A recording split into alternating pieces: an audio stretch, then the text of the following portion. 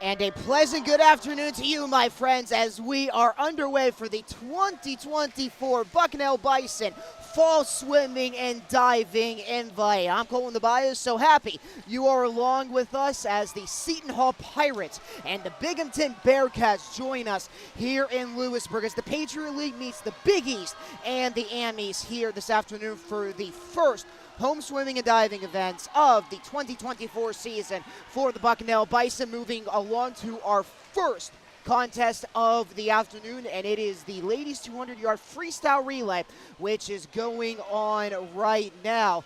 And it seems there is a lead in lane number 5, and that goes to Bucknell.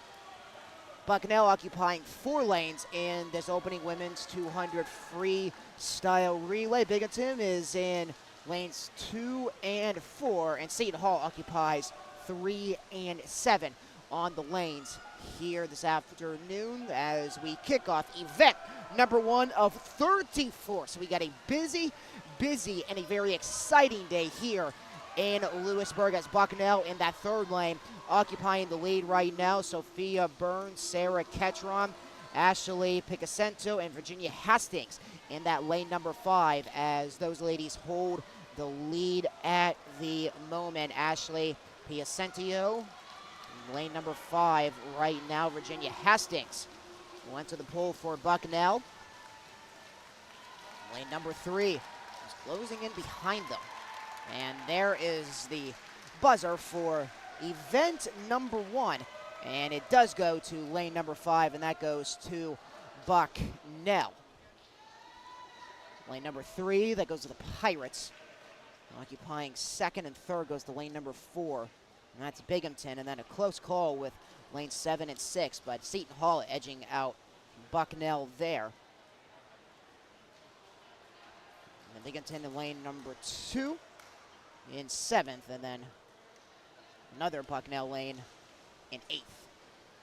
Now we move along to heat number 2 for the men's 200 freestyle relay. Bucknell is going to be occupying lane number 1, Seton Hall lane 2, Binghamton lane 3, Binghamton also in lane number 4, Bucknell in 5, 6, and 7.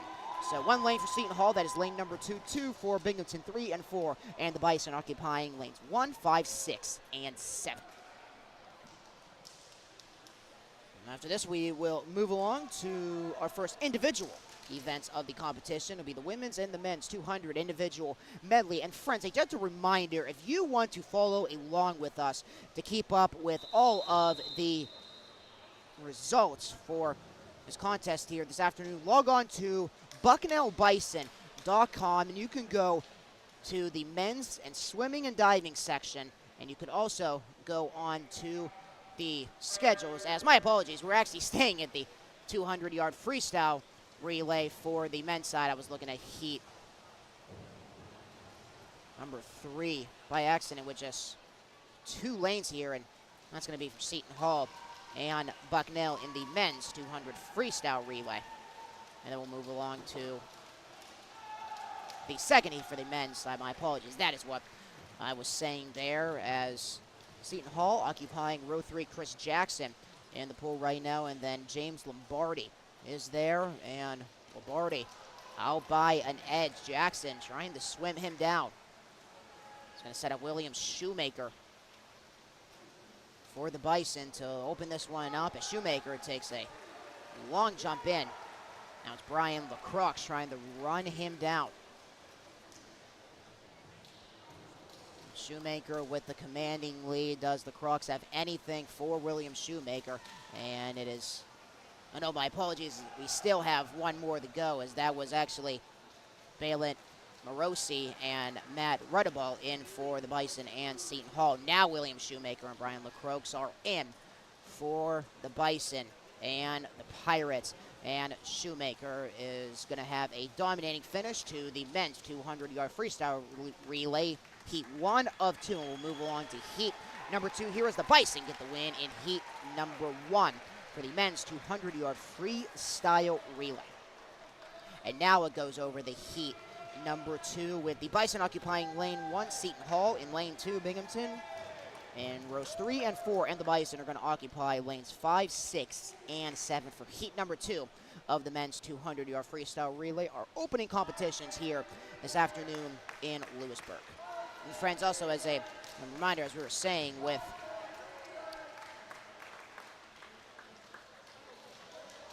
us being here, if you would like to check out all of the results from this afternoon's festivities, log on to BucknellBison.com. You can go to either the men's or the women's swimming and diving sessions. Go onto the schedule and go down to fall invite for today, October 26, 2024, and you will find a link that will go to live results, and that will send you to a link to stats.com,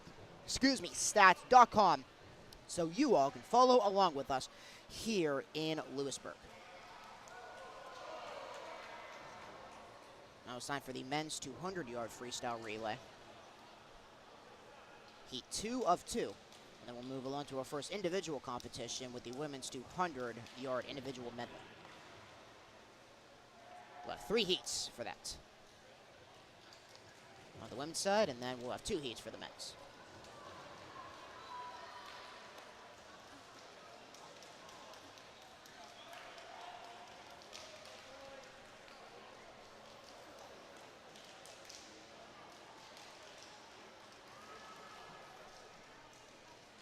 Holding off here for just a little bit, and then going to get things ready to go for second heat for the men's 200-yard freestyle relay.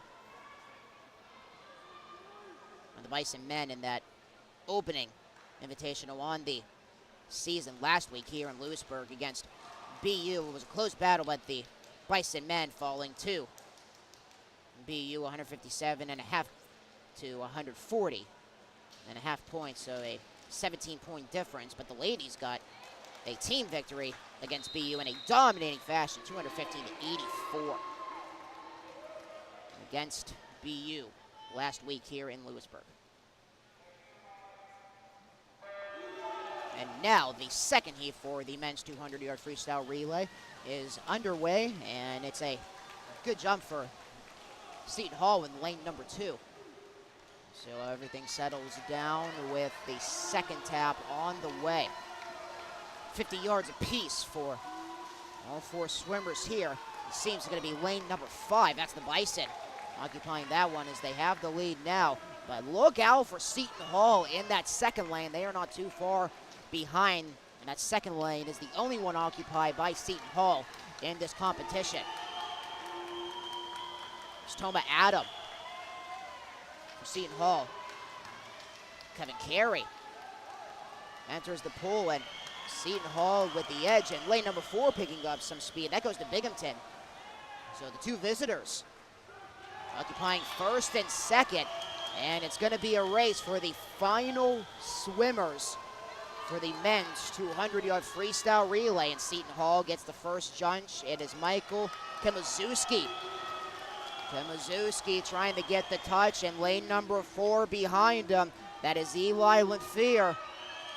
It is a close battle. Linfleer and Kimazewski trying to run it down. It's going to be extremely close. It's a photo finish at the touch. Who gets it? It is Binghamton by a second. Not even 20/10 of a second. And we got our first close finish of this invitational.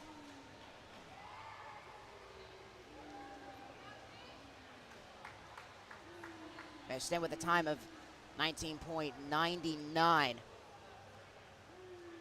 Wow, what a finish to close off the 200-yard freestyle relay. Now we're moving along to our first individual events of the competition. It's the women's 200-yard individual medley. We'll have 3 heats, and then moving on to the men's 200-yard individual medley. We'll have 2 events for that portion of the competition. 2 down, 32 to go. We'll have events number 1 of 18, and then we'll have a half-hour break between sections, so all of us can enjoy a little break here, and then we'll move along to events 19 and 34 to close out the competition here this afternoon. Only 3 lanes occupied to begin, and it is Rachel Bostain, Nicole Baston, and Taylor Bugle. Binghamton in lane 3, Seton Hall in row 4, and Bucknell in lane 5. And his bugle holding the lead. Go down and back one final time. So they go to the backstroke. Bugler still holding the lead. Bastain in second. Bastian in third. Bastian trying to find some more room towards Bugle. As the backstroke continues. One final push down for heat number 1 of 3 for the individual medley. Moving along to the breaststroke with Bugle still holding the lead. Bastian in second.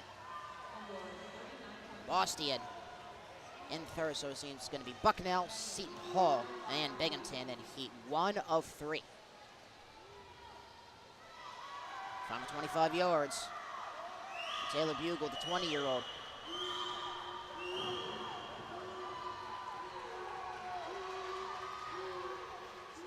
One final push for Bastian, but it is not going to be enough as Taylor Bugle takes heat number 1 for the women's 200-yard.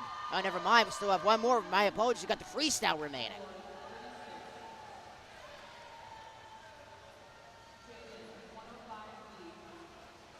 Bugle still holding the lead.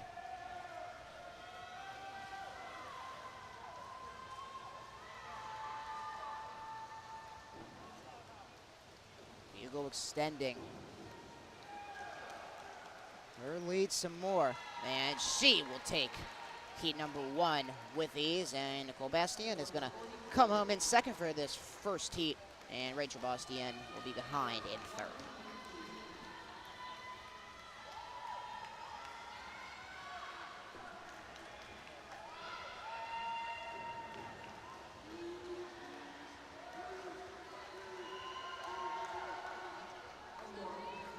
Now we'll move along to heat 2 of 3 for the women's 200-yard individual medley. Lanes 2 and 7 will be occupied with Meredith Mutter from Seton Hall in lane 2. Zeynep Soy from Seton Hall in lane 3. Ava Moyer from Binghamton in lane 4. Shauna Lim from Seton Hall in row 5. Sarah Ketcher from Bucknell in row 6. And Alex Swedolski in row 7 for the Bearcats. Heat number 2 is underway for the women's 200-yard individual medley. It's close from lanes 2 and 7. We can try the breakaway if there is going to be a breakaway, or we're going to have close quarters all the way through to the final touch. Sarah Catron from Bucknell is going to get the first touch down and back. Catron is going to swim away as she gets back up to the surface, and now it goes to the backstroke. Ava Moyer not far behind in row 4 as Moyer is gaining some pressure.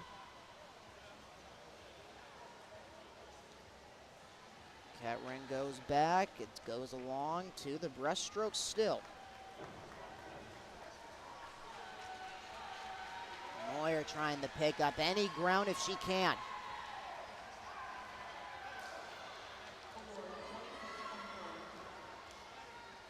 Minute has gone past in this competition. Heat number 2 of 3 for the women's 200-yard individual medley. Moving along to the breaststroke with Sarah Ketrin still holding the lead.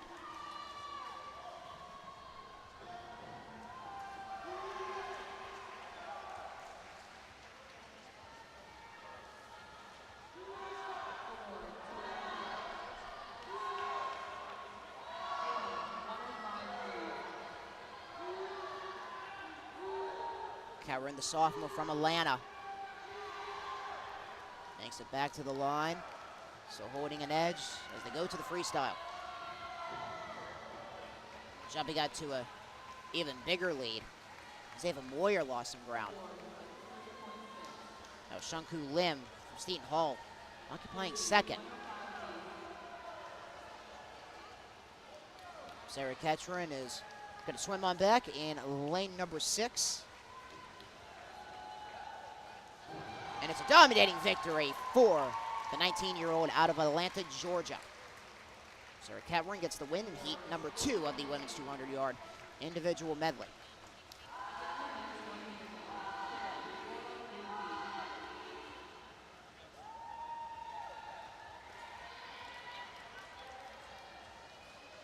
Occupying second is Alex Swedowski from Binghamton in lane 7. Now we got 8 swimmers for the final heat for the women's 200-yard individual medley. San Bengio will occupy lane 1 from Bucknell, Virginia Hastings from the Bison in lane number 2. Natalie Heen for Seton Hall in lane 3. Juliette Phillips from Binghamton set in lane 4. Clara Rayner from Bucknell in lane 5. Emily Chung from Binghamton in lane 6. Marley Gauss from Bucknell in lane 7. And Maddie Domster in lane 8 from the Bearcats. Final heat for the women's 200-yard individual medley. They go butterfly, all 8 lanes occupied.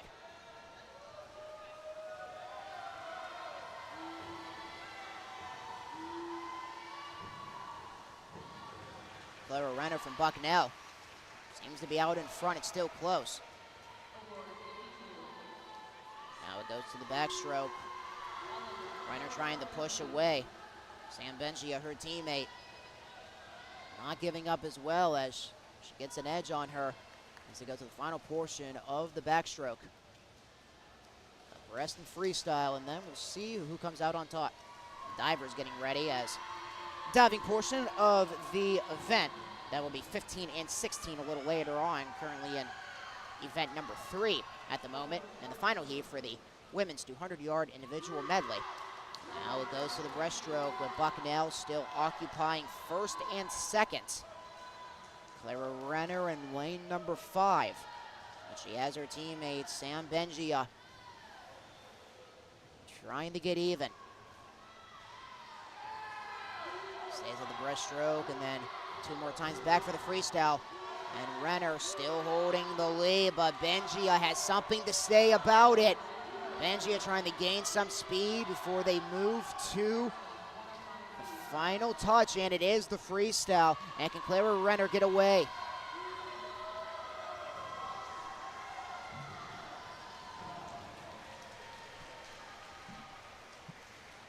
Bengio losing some ground, and Clara Renner, final 25 yards.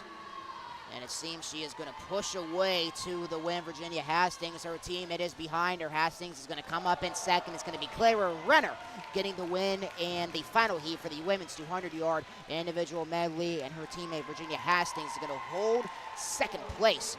A terrific start for the Bison to start off this invite.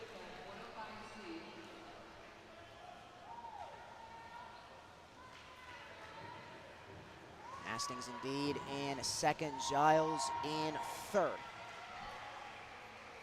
Now it's time for the men's portion of the 200-yard individual medley. Only 3 swimmers in this first heat. McCain and Dawn from Seton Hall, and a pair of Bison, Will Hedges in lane 4, Matt Ruddaball in lane 5, and Keenan Dong will occupy lane 3.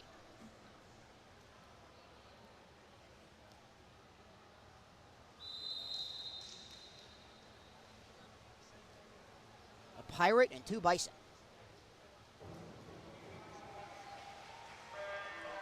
And we are off. The men's portion of the 200-yard individual medley is live. And Ruddaball out with the edge, the start on the butterfly.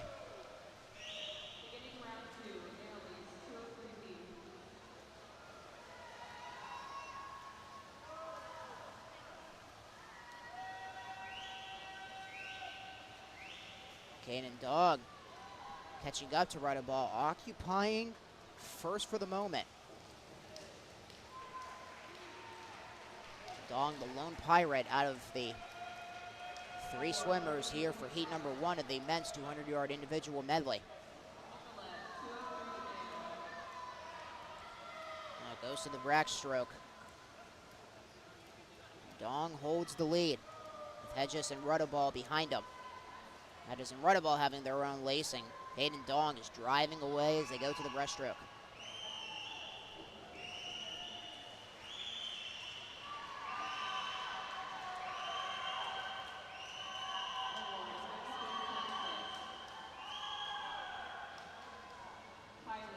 Kanan Dawn, the freshman out of Ontario, Canada. His twin brother Kale is also a member of the team for Seton Hall.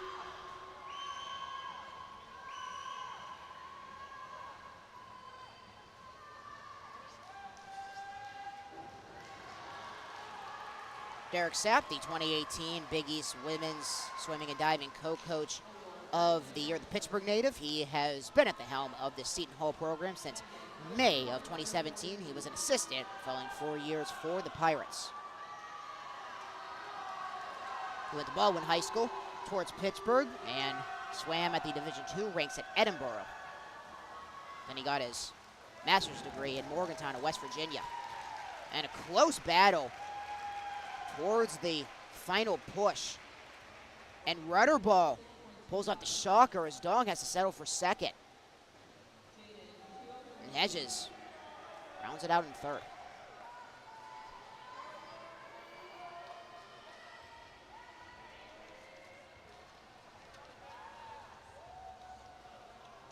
So the divers continue to warm up here in Lewisburg, and now we move along to the final heat for the men's 200-yard individual medley. Alex Crossing from Bucknell in lane 2.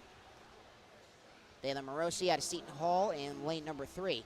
PJ Lane from Binghamton in lane 4. John Zhang from Binghamton in lane number 5. And Kel DeLong from Seton Hall in lane number 6, and Avery Kuhn in 7th. And that's 7th lane. That's for the Bison.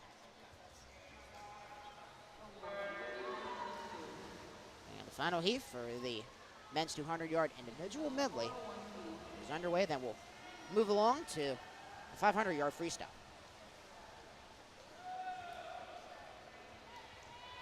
Lanes 2 from 7 occupied.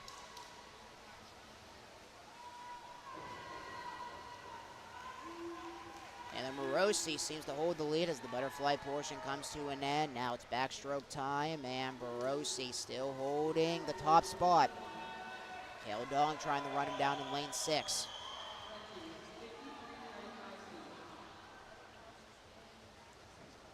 Final portion of the backstroke with 2 strokes to go. And Morosi pushing the issue out in front.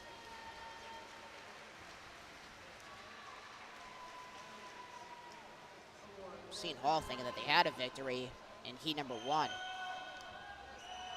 It was a dominating lead for Kanan Dong, and then Matt Rudderball came out of nowhere. As you gotta see in this sport with patience if you want to try to get out to a strong lead, and then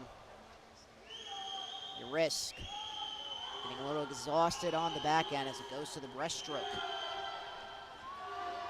And then final push down and back 25 yards. So down and back is 50. So it's going to be 20 total laps coming up for the women's 500-yard freestyle. And Morosi, final 25, as he pushes off and he tries to swim away to victory in heat number 2 of the men's 200 individual medley. And he is going to do it with ease. The 19-year-old is going to get the win, and we got a good battle brewing up for second in lane number 6, and that is going to be second place for Kale DeLong. Seton Hall getting first and second in this 200-yard individual medley for the Pirates. Zhang in third, Crossing in 4th, and Kuhn 5th. Now it's time for the women's 500-yard freestyle. It's going to be a pair of ladies from the Bison. A pair of teammates, Jennifer Bowden and Lizzie Dokina.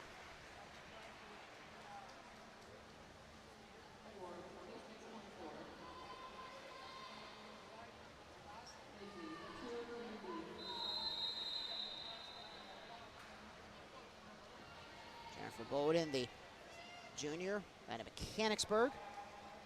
Lindsay Dokina, senior out of Massachusetts. Bowden, lane 4, and Dokina, lane 5, pair of teammates. Battle it out here for the Bison. And Dokina with the edge. 500-yard freestyle.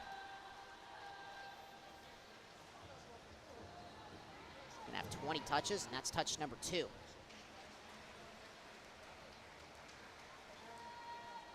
So 100 yards in the books. Now we go to 150, and Lizzie Dakina still out in front. Happy you're along with us on the Bucknell Athletics YouTube page. Colin the Bias with you for this glorious day in Lewisburg. It's a little chilly with it being a few days away from Halloween. It is definitely chilly out, but we still have sunny skies all around in what is an extremely busy day for Bucknell Athletics. Jennifer Bowden seems she is going to ease away to a victory here. Getting out by over 4 seconds. It's going to be much more. She touches the line. And Lizzie Dakina now touching the line on the back end. And Jennifer Bowden seems going to cruise to the only heat for the women's 500-yard freestyle, and then we'll move along to the men's 500-yard freestyle. 7 lanes will be occupied. Say we have a busy day for Bucknell Athletics. That's an understatement. A total of 13 events going on for Bucknell here on this day, with women's tennis at the ITA Masters qualifiers in West Point. And that's where the men's tennis team is in the Patriot League ITA qualifier, hosted by Army. And the men's water polo team has a busy day, as the football team is not the only Bison that's going to be in the D.C. area, as Bucknell Bison men's water polo team, they started their matchup against George Washington with the push to the MAWPC playoffs brewing up with 2 conference matchups, and Bucknell is going to take on John Hopkins a little later on today in the D.C. area, with the water polo team starting in D.C. and they'll head to Baltimore.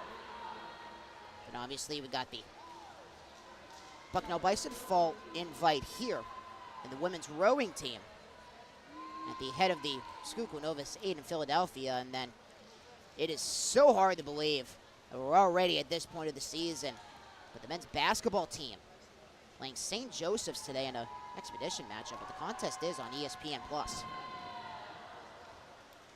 Women's soccer team trying to get a push to the playoffs. They'll take on Colgate over at Emmett Field at 1 o'clock. My apologies, that's the men's soccer team taking on Colgate over at Emmett Field in about a half hour.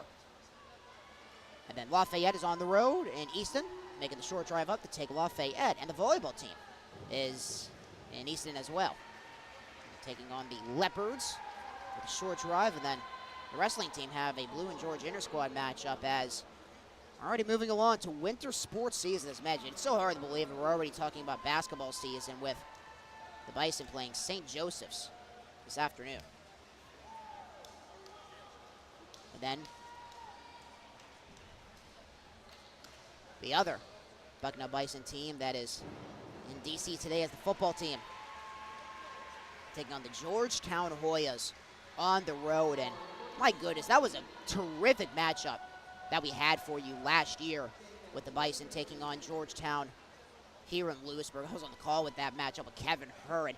My goodness, what a matchup to remember. It was the last match of the regular season for the Bison, and the Bison, my memory serves me correctly, they were down 37-15, I believe, at one point in the third quarter. Bison would come back to tie and then take the lead. And then here we go with one final push as the bell has rung, and it's going to be extremely close now, so we have a good battle. I need to be quiet and take a look at what is transpiring here in the pool, as Dakina with a chase on Jennifer Bowden. So Dakina playing that strategy of taking it slow to start.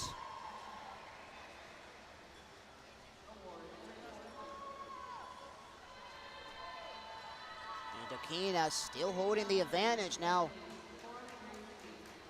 Dakina, my apologies, still from behind. Jennifer Bowden is going to touch home, and she's going to, they'll get the win. My apologies, I wasn't looking, just giving you the rundown of Bucknell Athletics all day long, and Jennifer Bowden cruising to the victory over her team, over her teammate. Lizzie Dakina still finishing out her final pushes. So we were talking about the Bison's matchup against Georgetown last year over at Christy Matheson. Bison were down 37-15 at one point midway through the third quarter. Bison, they would come all the way back to take the lead in the fourth. Georgetown got a touchdown with under a minute left to tie the game, and Georgetown would go on to win in overtime. That was definitely a game to remember a year ago against Georgetown and Christy Matheson. So the Bison will look to get the revenge on Georgetown this year. Matchup will be in about an hour and a half now, ESPN Plus, and you can also listen to the voice of the Bison, Doug Birdsong, on 1070 AM.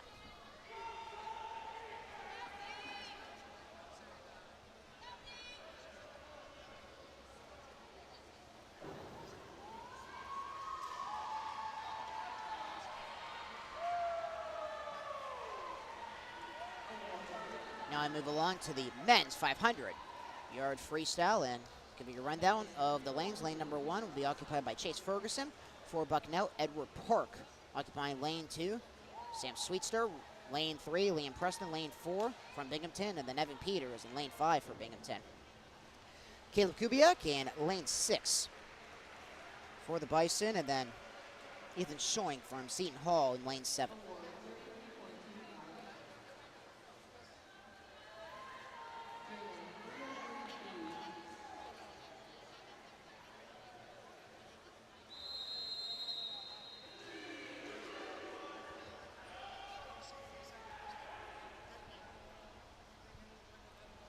Close out the 500-yard freestyle, and then we'll move along to the women's 100-yard backstroke. So long marathon here, and then we'll move along to 8 number 7 to be a little short with just the 100-yard backstroke.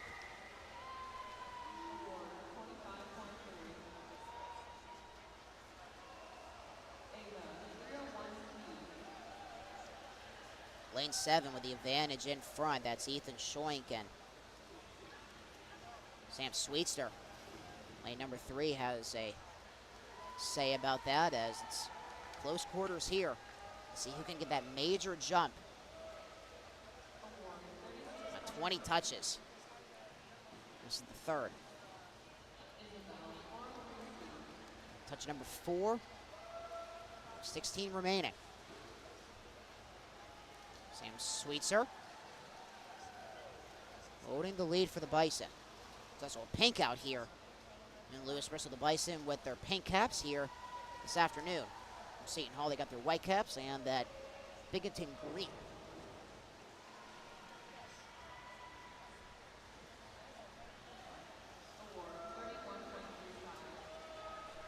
Sweetster with an edge on Edward Park. Evan Peters, lane 5. Got a close battle here in the 500-yard freestyle.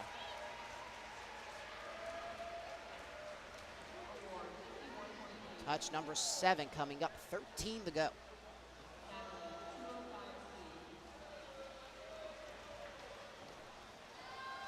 Peters with the slight advantage. Sweetster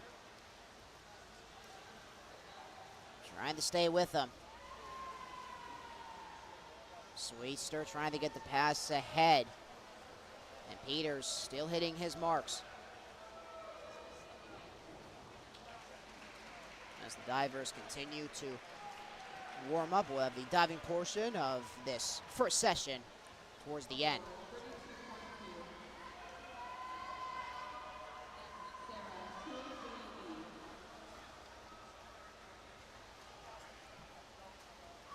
Nine touches to go. Peters still out with a slight advantage. Seems it might be a race with Sweetster and Peters.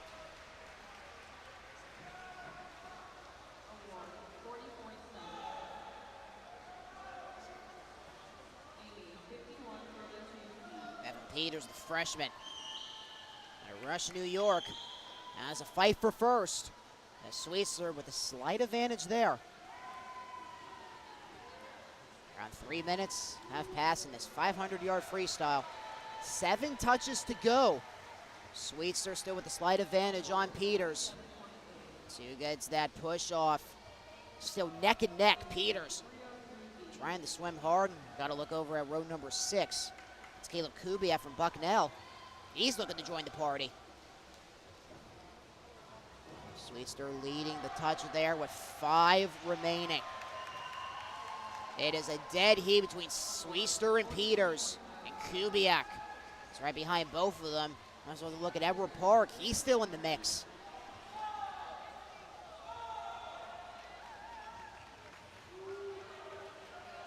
Sweetster moving the arms. Peters with them. It is a dead heat as they race back to the wall. So got a few more touches to go.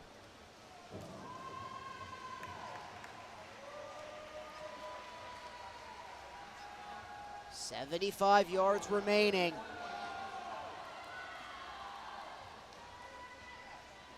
Sweetster with the push, and Peters still holding his own in lane number 5.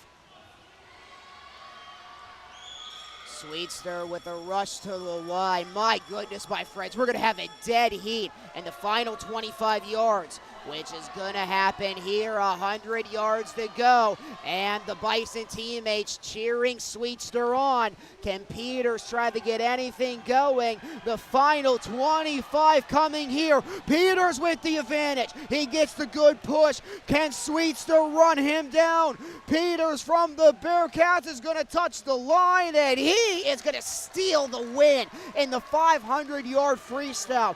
Evan Peters with that one final push-off in the final 25, and Sam Sweetster held the lead for the majority of the men's 500-yard freestyle, but it is Evan Peters coming out on top for the Bearcats. What a final 25 yards for the freshman.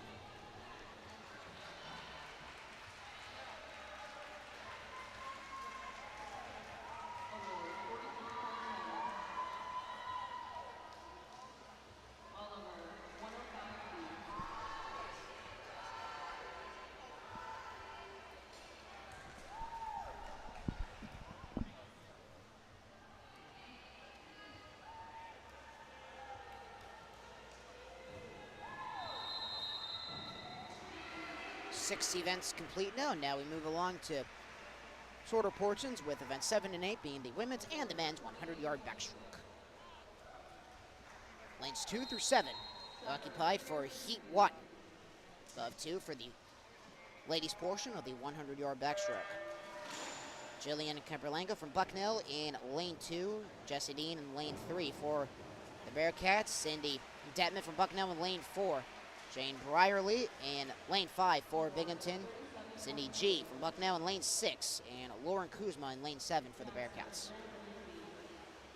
And this is a short one here.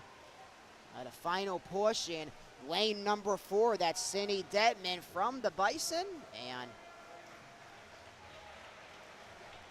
at the halfway point now, one final push. Cindy Detman, the 19-year-old.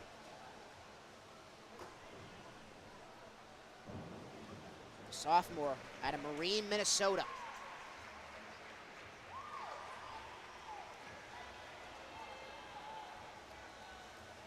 And Detman, does anybody have a final say to this one? And nobody does, and Cindy Detman will take heat number 1 for Bucknell and the women's 100-yard backstroke.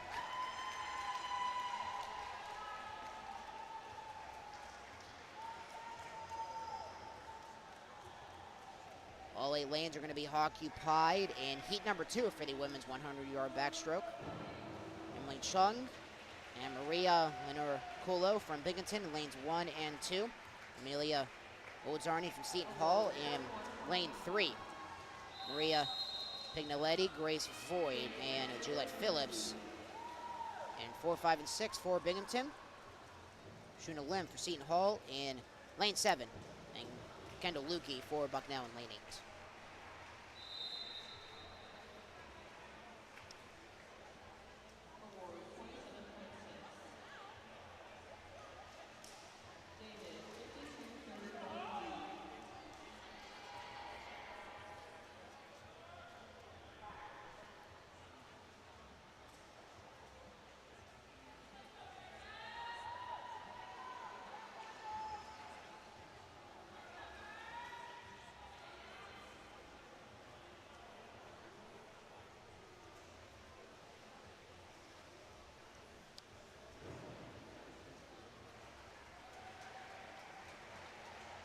Everybody's getting set.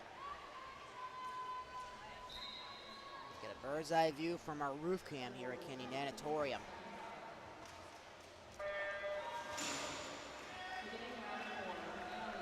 And here we go for the 100-yard backstroke. Heat number 2.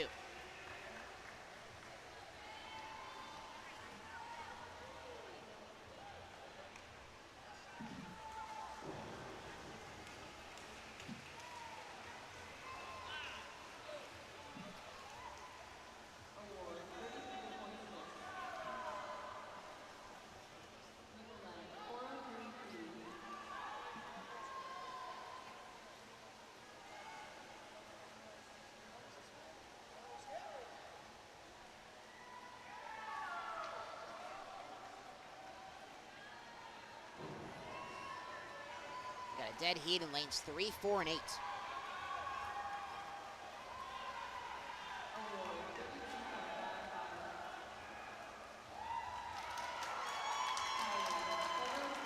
And it was close. But it's lane number 4, Maria Pignoletti, getting the victory in the final heat for the women's 100-yard backstroke.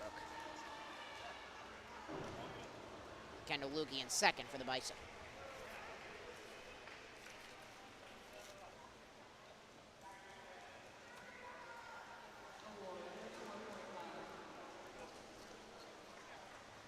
Now I move along to the men's portion. We'll have 3 heats for the men's 100-yard backstroke.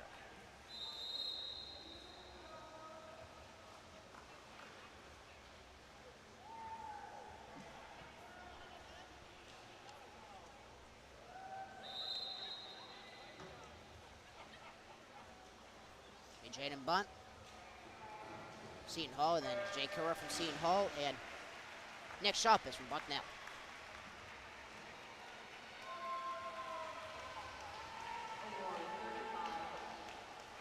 All 3 lanes simultaneous.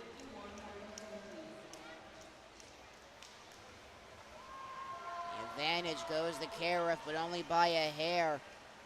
Nick Shoppis gets an edge as they go down and back for the final time. Heat number 1 for the men's 100-yard backstroke.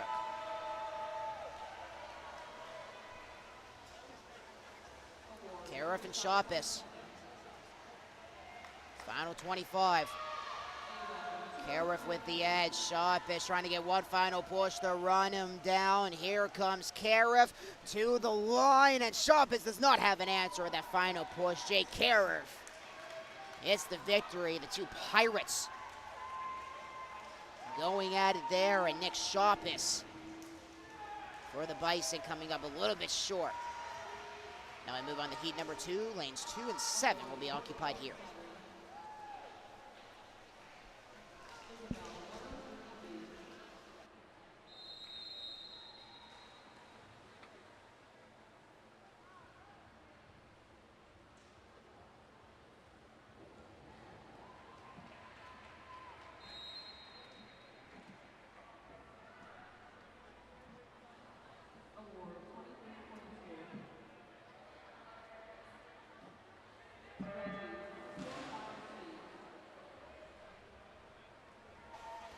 And heat number 2 of 3 for the men's 100-yard backstroke is underway. Moving on to our 8th event. Still have 10 more remaining in this first session. And the finale for this first session will be the women's and the men's mile.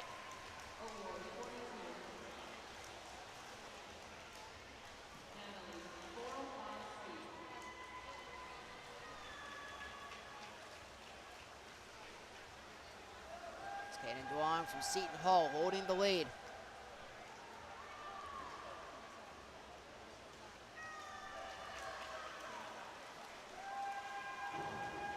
Duong hustling back. Lane 5 trying to get a final push. It's Dante Bodendoma, and it is extremely close, so we'll have to check. And Kaden Duong was able to hold on,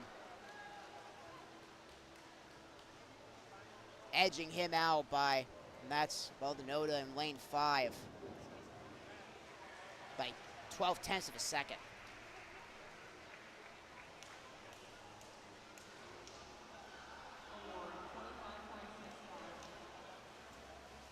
It's the final heat for the men's 100-yard backstroke. All 8 lanes occupied.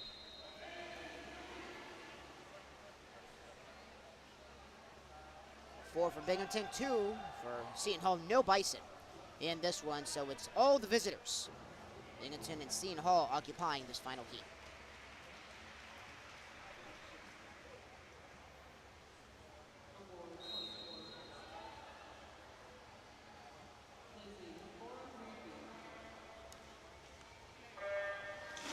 Here we go, all 8 lanes for the final 100 yards of the men's backstroke.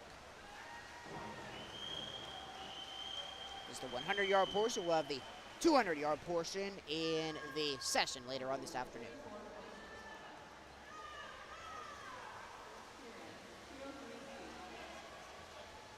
Got the middle lanes occupying the front.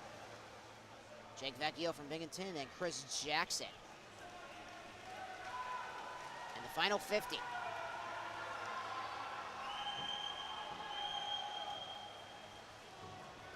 Jackson with the edge on Vecchio. It's a Bearcat versus a Pirate.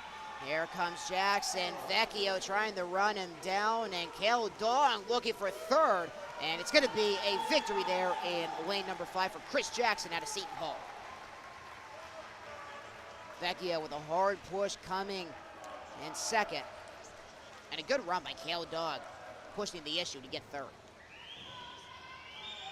Now it's time for the ladies 100-yard breaststroke. Lanes 2 through 6 will be occupied in heat number 1. 3 heats for this portion of the 100-yard breaststroke competition. Rachel Bostian from Binghamton will be in lane 2. Meredith Mutter from Seton Hall in lane 3. Namia Hazel from Seton Hall in lane 4. Maddie Domster from Binghamton in lane 5. Alex Sotolski from the Bearcats in lane 6. Start at the board and dive in head first.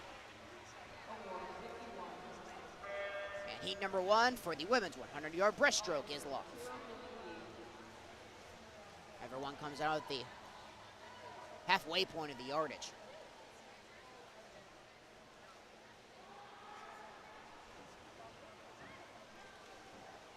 Meredith Mutter, the 23-year-old from Seton Hall, pushing out in front. Emma Hazel, her teammate, has something to say about it.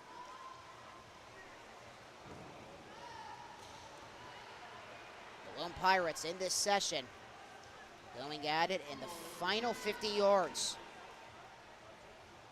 Hazel in lane 4, Mutter in lane 3.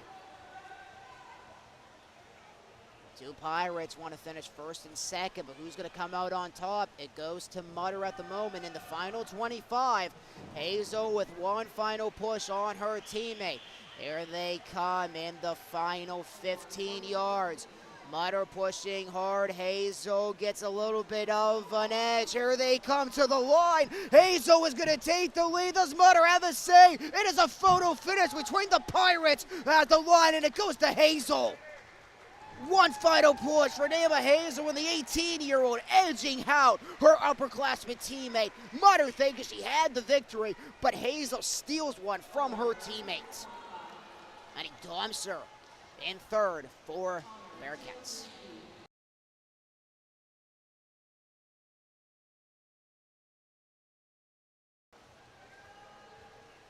Hazel, the sophomore, edging out Meredith Mutter, the grad student.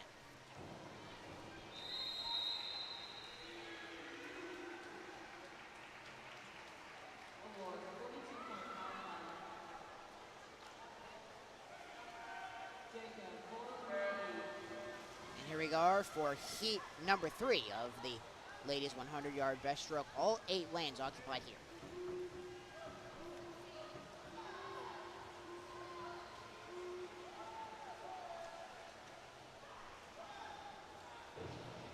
All 8 lanes will be occupied in the final heat.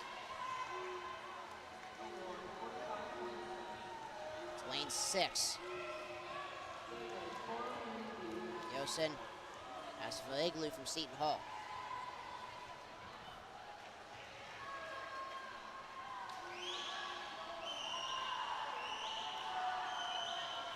Asfaliglu still holding the lead, and There's a fight in lane 4. It's Kelly Byrne from Bucknell. Kelly Bryan, I should say, as Bryan trying to get an edge. It's going to be close to the line. And it's going to be Yosin Asfiagu for Seton Hall, the 20-year-old, getting the victory in heat number 2 for the ladies 100-yard breaststroke.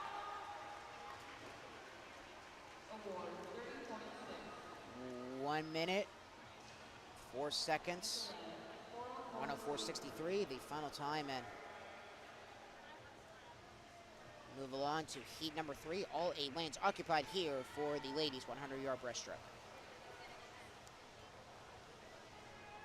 Clara Renner from Bucknell in lane number 1. Only 2 Bison here, and a Binksy in lane 7. Only 1 Pirate, Mia Mueller, in row 6. And the rest of the lanes are occupied by the Bearcats. 2 through 5, and lane 8. That's Ava Olsen.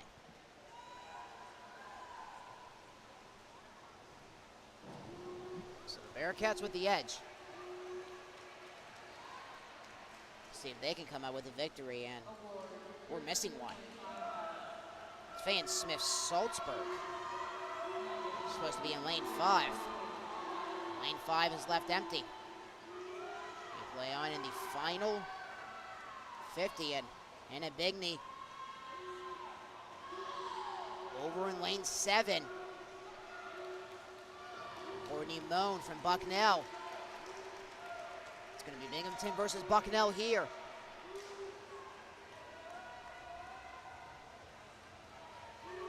Bingsley in the final here for the 100-yard breaststroke.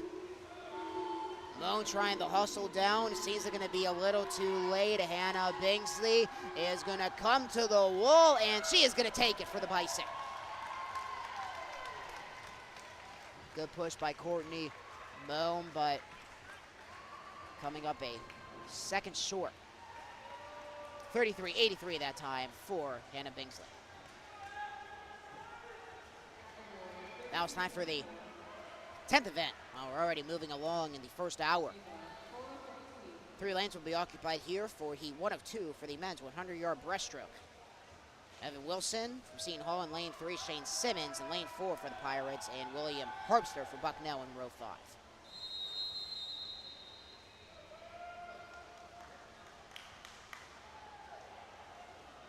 Then after the conclusion of the men's 100-yard breaststroke, we'll move along to 200-yard butterfly.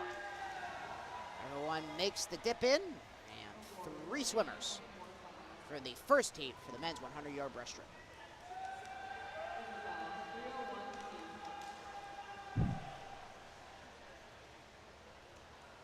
Evan Wilson and William Harpster out with the advantage, and Shane Simmons in the sandwich.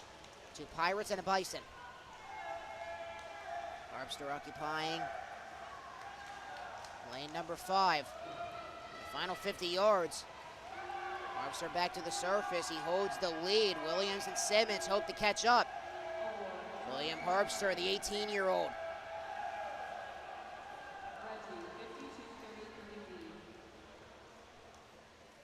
Harpster in the final 25 yards. Eyeing the wall in the wind. It's going to be a photo finish for second place. And it's going to be Harpster getting the win, and Simmons edging out Wilson at the line to take second. 31.61 that time for Harpster. 7 lanes are going to be occupied for the final heat for the men's 100-yard breaststroke. The Julius Tugany from Binghamton in lane 1. Bucknell will occupy lanes 2 and 3 with Andy Dorsell and Chris Kopic. John Zing in lane 4 for Binghamton. Ben Ebersy, Seton Hall in lane 5. Evan Ponce in lane 6 for Binghamton, and Logan Shriver in lane 7 for the Bearcats.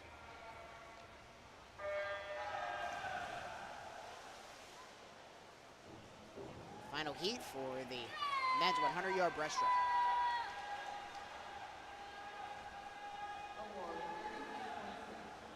Two Bison occupying lanes 2 and 3. in front at the moment with Andy Dorsell and Chris Topic.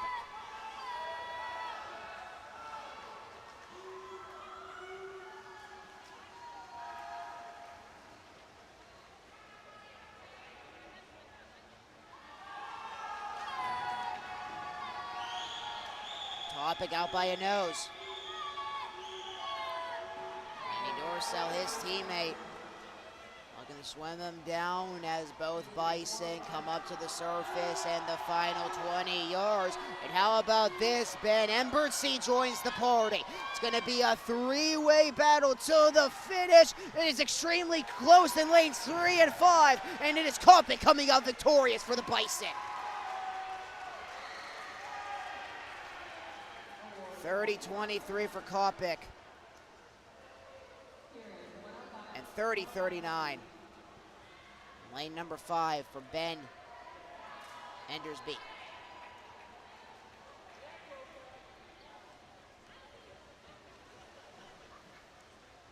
Now it's time for our 11th event, as we're already cruising by here in the first session of the 2024 Bucknell Bison Fall Invite.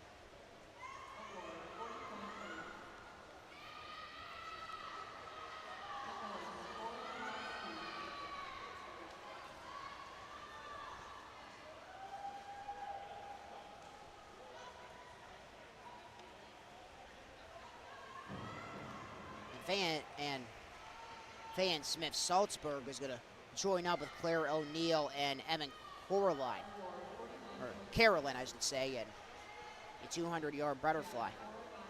Smith Salzburg was supposed to be in the 100-yard breaststroke. She wasn't in, so she'll get a chance for the 200-yard butterfly.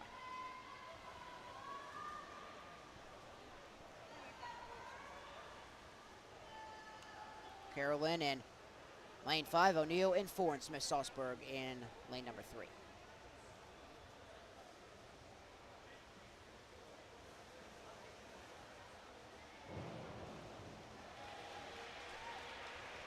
Bearcats are coached by Jerry Kaminsky, entering into his 6th season at the helm of this Binghamton Bearcats swimming and diving program.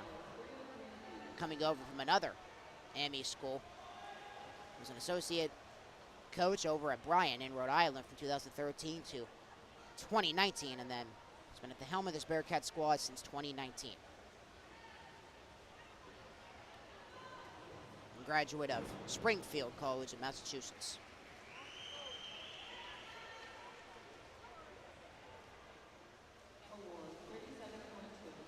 Binghamton coming into this invitational as the defending 2024 AME's champions on the ladies' side.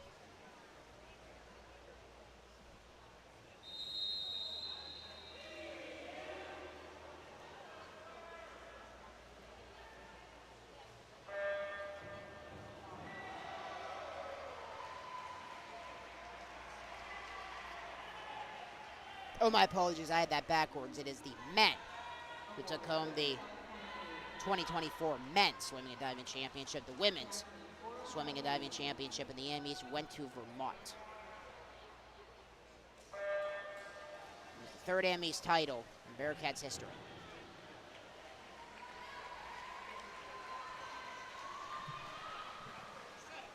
And the lone heat for the women's 200-yard butterfly.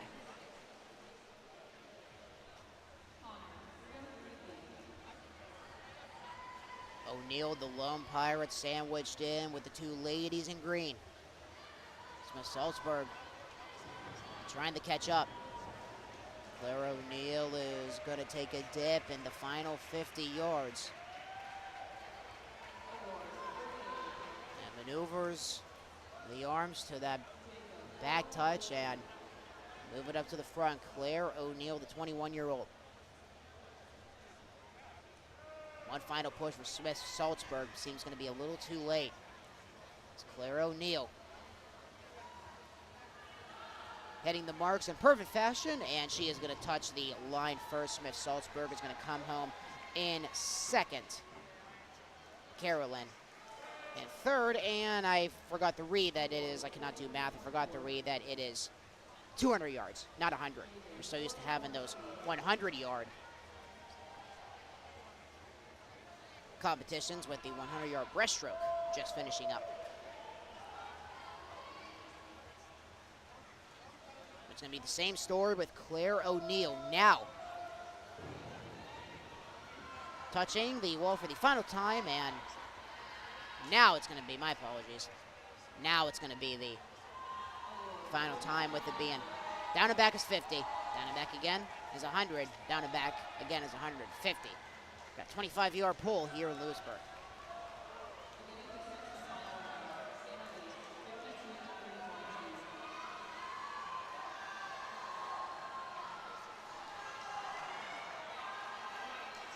And Emma Carolyn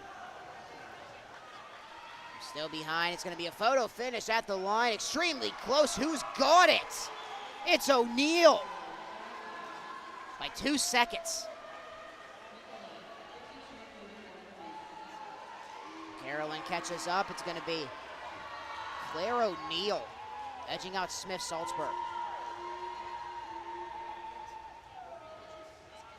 That's the only heat for the 200-yard butterfly. Now it moves along to the men's 200-yard butterfly. Have 2 heats for the 12th event. Charlie Pita in lane 3. Braden Beagle, lane 4, William Shoemaker. Lane 5, got a Pirate with Pita, and the 2 Bison with Beagle and Shoemaker.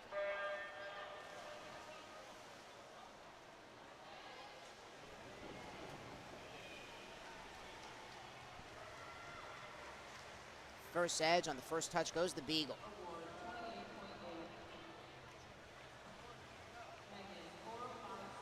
Shoemaker occupying that far row, trying to catch up as the 2 Bison are going at it, and Pita trying to catch up in lane 3.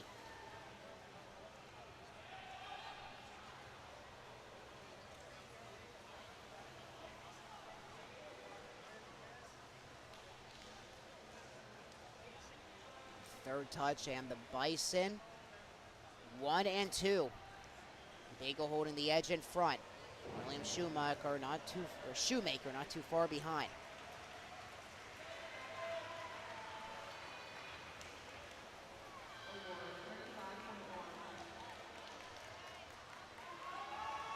Beagle still holds the top advantage. Shoemaker have an answer, and Pita still trying to catch up.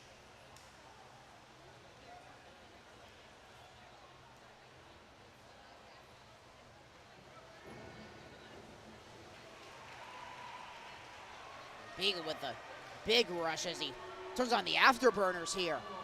And the 25-yard session is Shoemaker. Cannot run him down, and that big push from Beagle in the final 100 yards here, and that might make all the difference for Beagle, the 21-year-old.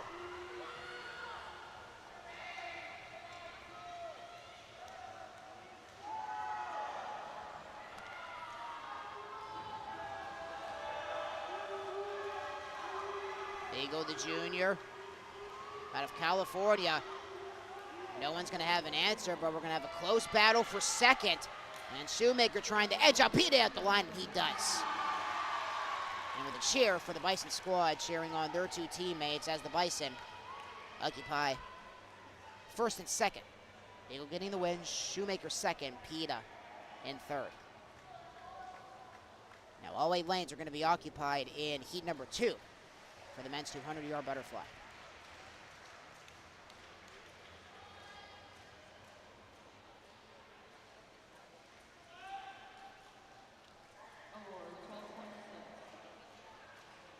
Waiting on the official scoring to make sure.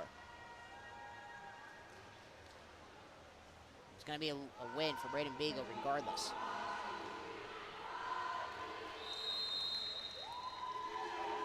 All 8 lanes occupied in heat 2.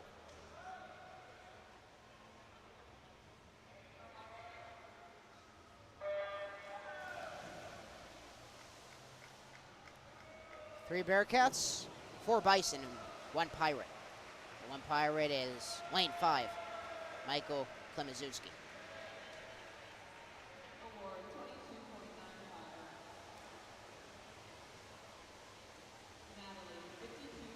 It's Eli Lanfear from the Bearcats. Getting the charge in front. The first 2 touches, 6 to go.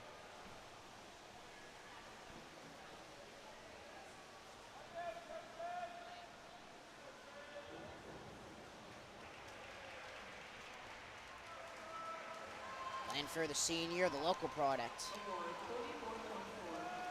For the Bearcats, he hails from Binghamton.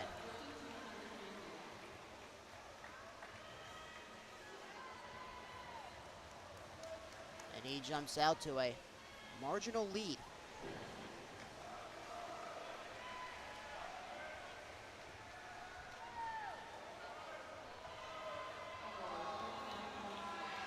Michael Klimaszewski, the lone pirate, trying to catch up, and Shane Wynn joining the case in third. And Klimaszewski now out by an edge on Lanfear. Klimaszewski, the 20-year-old.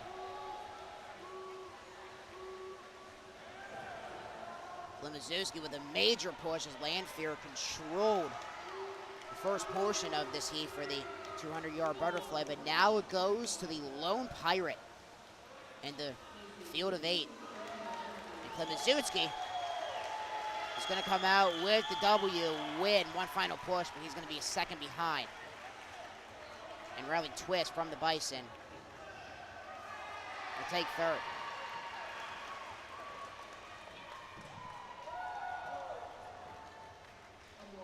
That was event number 12, coming to a close, and now we move along to event 13 with the ladies 100-yard freestyle, 3 heats.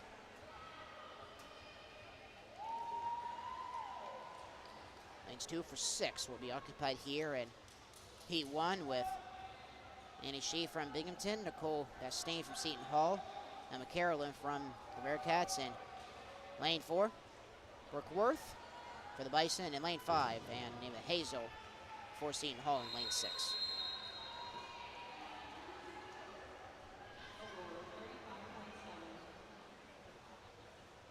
With 5 events remaining in this first session, then we'll have a half-hour break, and we'll step aside here on the Bucknell Athletics YouTube page, and then make sure to start the timers back in about a half hour.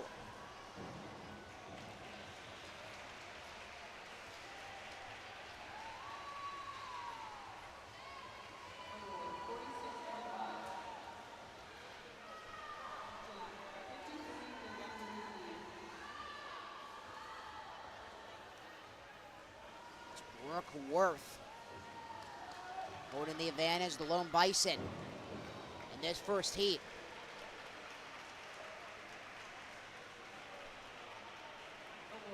Cole Bastian has a case for Worth. Bastian lost some time, and Worth is going to extend her lead some more. With Hazel in second, and it's going to be Worth getting the W and heat number win for the 100-yard freestyle. Hazel in second, she in third.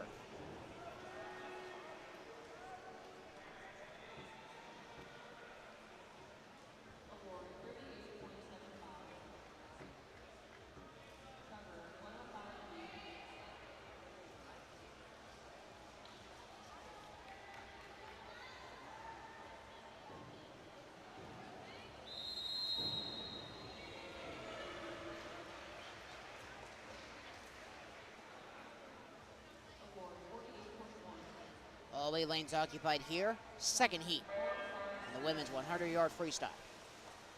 All Binghamton and Seton Hall. Bearcats occupying lanes 1 through 5, Seton Hall 6 through 8.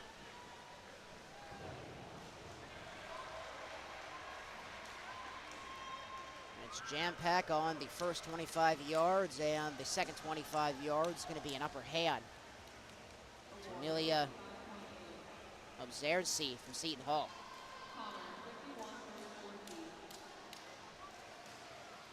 Zarni now pushing ahead in the 100-yard freestyle. Final 25 yards.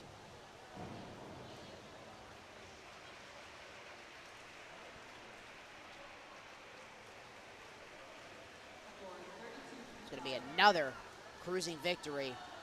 This time it goes to Amelia Umserzi for the Pirates.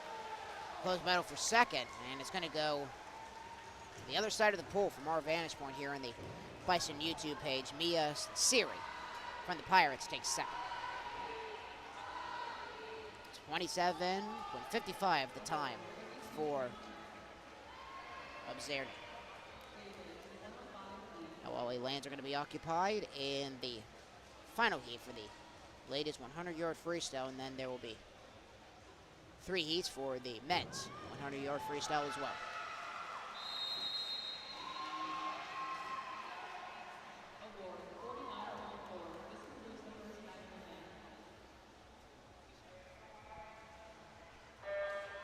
All weight lanes occupied, a crowded space.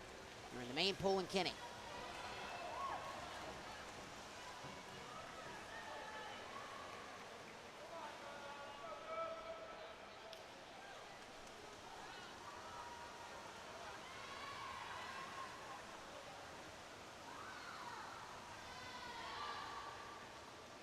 Lane 1 with the advantage. It's Pia Santino. 25.09 that time on the halfway point. And lane 6 has an answer. It's Kyla Kelly.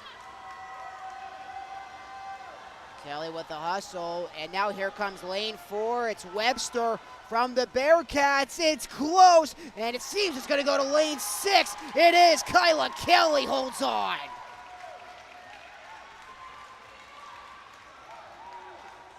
And there was a final push for Natalie Heim. Another photo finish to move on to the men's portion of the 100-yard freestyle. Caleb Hagedorn from Bucknell in lane 3. Julius Taguni for Binghamton in lane 4, and James Lombardi in lane 5.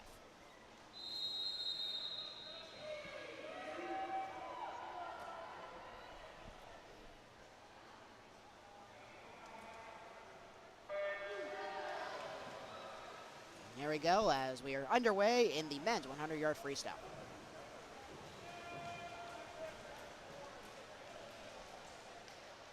It's close between the 3. Lombardi looking for an edge, and his teammate in lane 3, Hagedorn, gets a push on the final 50 yards. Hagedorn and Lombardi occupying spots 1 and 2. It's an advantage for Hagedorn. Lombardi trying to run him down. It's going to be close with all 3 of them. Lombardi with the better push, and Hagedorn is going to have to catch up. It's going to be close. Lombardi racing on down. Hagedorn with one final push. It's Lombardi.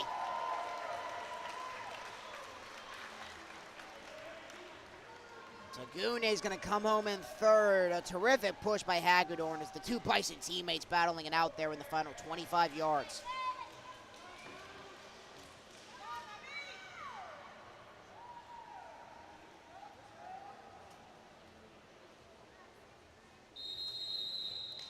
Lanes 2 for 7 occupied here for the second heat. And then we'll only have 2 more events remaining, and we will move along to our diving portion of the first session, and then we'll have them out.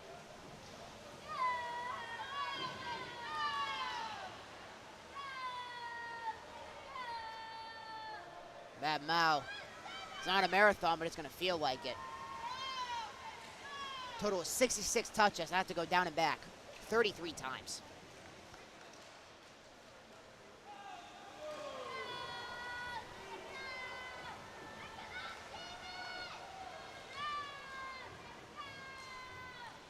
And the edge to green.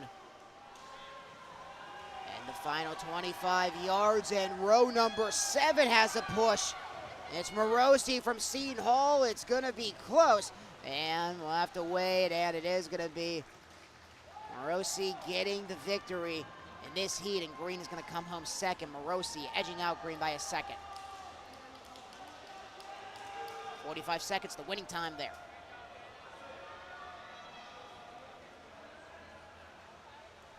Now we'll move along to heat number 3.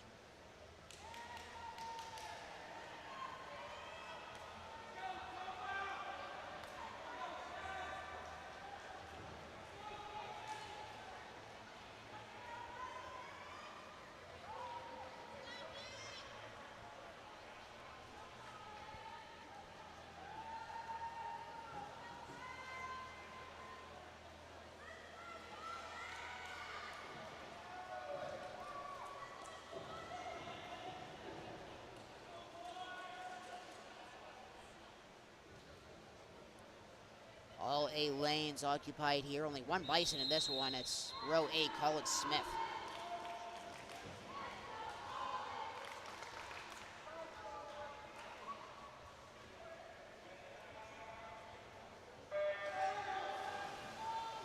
And here we go. This is the final heat before we move along to the diving portion of this first session and then the mile.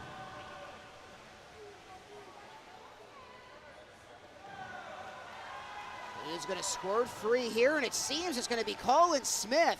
Now there's an edge all the way at the other side with Toma Adam from Seton Hall. I move along to the final 50. Kevin Carey in lane 3 has an edge too. Can Colin Smith run down the Bearcats and the Pirates to see in the final 25, lanes 2 and 3. It's gonna be close. Adam and Carey to the line, and Carey gets it from his teammates. Oh, it's very close. I give it to Adam. Wow, that was extremely close. As Adam and Carey talking things over now, congratulating each other on that phenomenal push. In those individual events, you obviously want to get the win, but at the same time, it's like, man, you want that advantage, especially when you're going up against your teammate.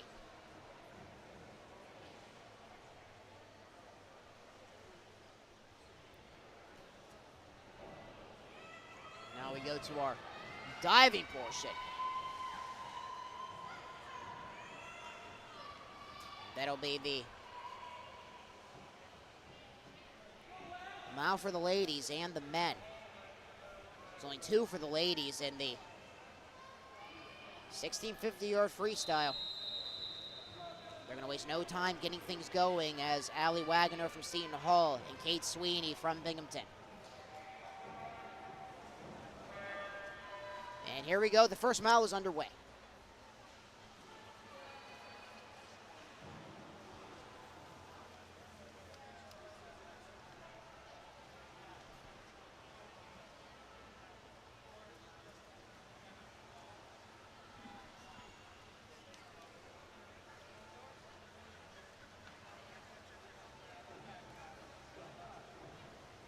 Allie Wagner from Seton Hall in lane number 4. Kat Sweeney for Binghamton, lane 5.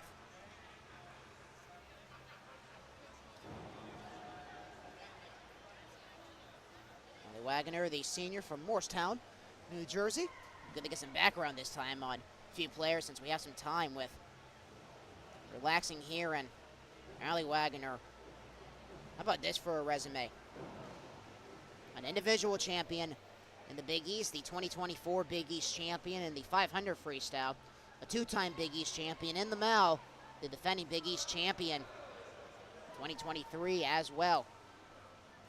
She was the 2024 Big East Co-Women's Most Outstanding Swimmer, 2024 Seton Hall Co-Junior Female Athlete of the Year, and also the Sophomore Co-Athlete of the Year, and a 2-time All-Big East section or selection 2023 and 2024. She is dominating Kat Sweeney. She's also a 2-time Big East All-Academic. She was also the co-freshman female athlete of the year. A phenomenal career for Allie Wagner.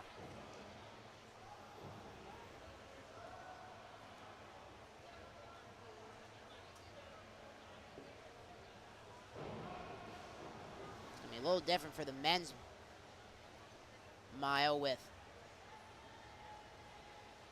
2 through 7 occupied with 6 swimmers in the men's mile, which will be coming up next. And we'll have our break here in Lewisburg. Happy you're along with us, Colton the Bias, as it might be a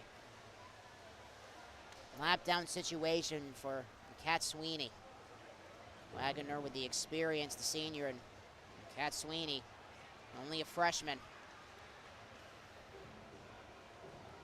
Tuckahoe, New York. She's more in the Harper College in Binghamton. 4-year letter winner and a 2-team captain for East Chester High School. She won the high school division title in the 500 freestyle.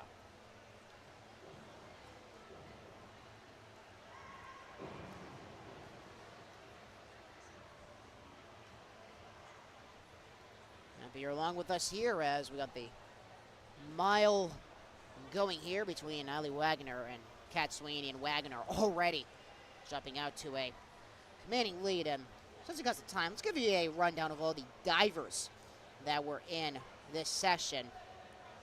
First up was Regina Fries for Bucknell, Gina Hinthorn from the Bison, Ava Lee from Binghamton, Lizzie Dorado from the Bearcats, Jaden Fagundes from Seton Hall, Kylie McKee from the Bearcats, Amy Kugelman from Seton Hall, Miranda Rogers from Binghamton, Megan Carter-Wood from Bucknell, Izzy Wilkins from Binghamton, and then flight number 11 went to Nikki Pawar from Seton Hall. Natalie Penman from Bucknell, number 12, Rihanna Cordero from Binghamton, 13, Anacel Enters from the Bison, 14, and Sarah Bearbin from Seton Hall. It was the 15 1-meter divers on the ladies' side, and moving on to the men's side. Karen Netterjan from Seton Hall, Jack Krug from Bucknell, Dylan Normie from Binghamton, Jacob Coolclaims from the Bearcats, Jackson Vinnerub from Bucknell, David Marshall from Binghamton, Connor Thurston from Bucknell, and 3 Seton Hall members, only 10 divers on the 1-meter men's side, with Nicholas Graham, Oliver Stacy, and Trevor Post.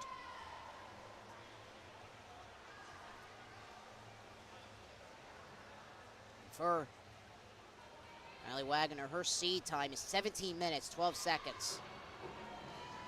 Running a mile, or swimming a mile, I should say, in 17 minutes. That is unbelievable. It's already a 2-lap lead for Riley Wagner on her 19th touch, and Kat Sweeney with her 17th.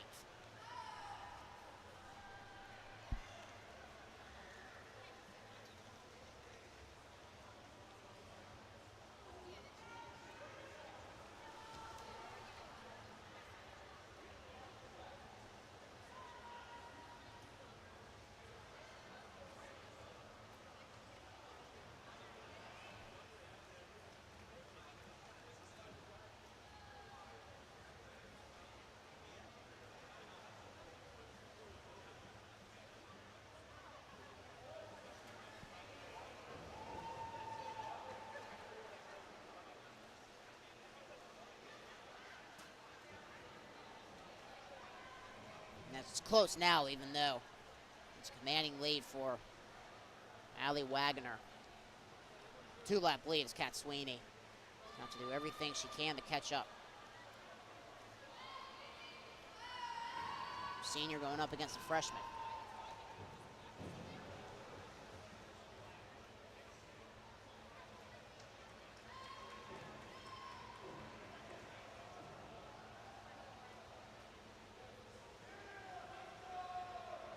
Wagner ran a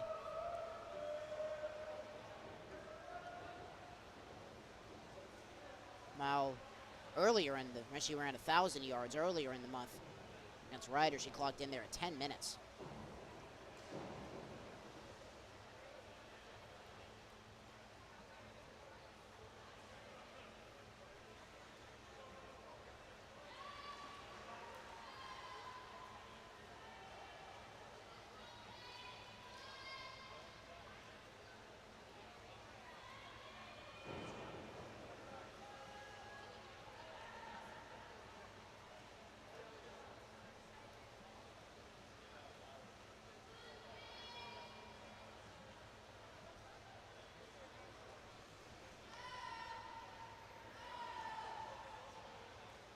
there's not been a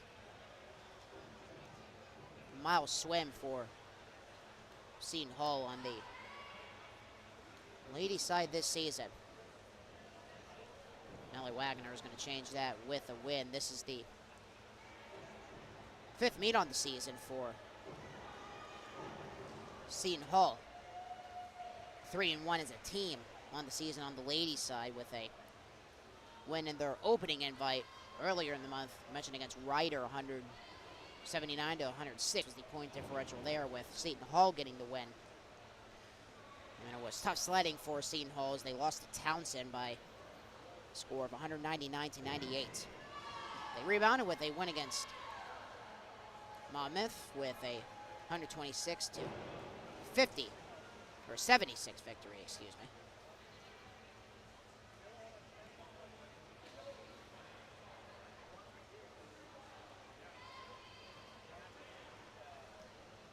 And the Seton Hall ladies would get another victory over TCNJ, 132 to 104. Was the final there for the ladies, and that was last week. And moving over to the men's side for Seton Hall, they too are 3-1.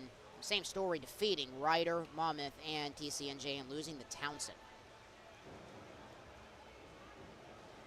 183 to 107 was the final against Ryder. It was a little closer compared to the ladies for the men for the Pirates, 157 to 142. Was the final there, and then 114 to 90 for Monmouth. The Pirates rebounding, getting the win there, and then they defeated TCNJ 144 to 117 last week. That was just a dive-only invitational, so the Pirate men and the ladies seeing the pool for other swimmers for the first time in 2 weeks. Let's see what we got here as Wagner already past the halfway point. Kat Sweeney getting the halfway point. Got to get 66 total touches on each wall. Halfway point being 33, and that's where Kat Sweeney is now, just getting past that point. It's now a 4-lap lead for Allie Wagner, who is going to be passing the 10-minute mark.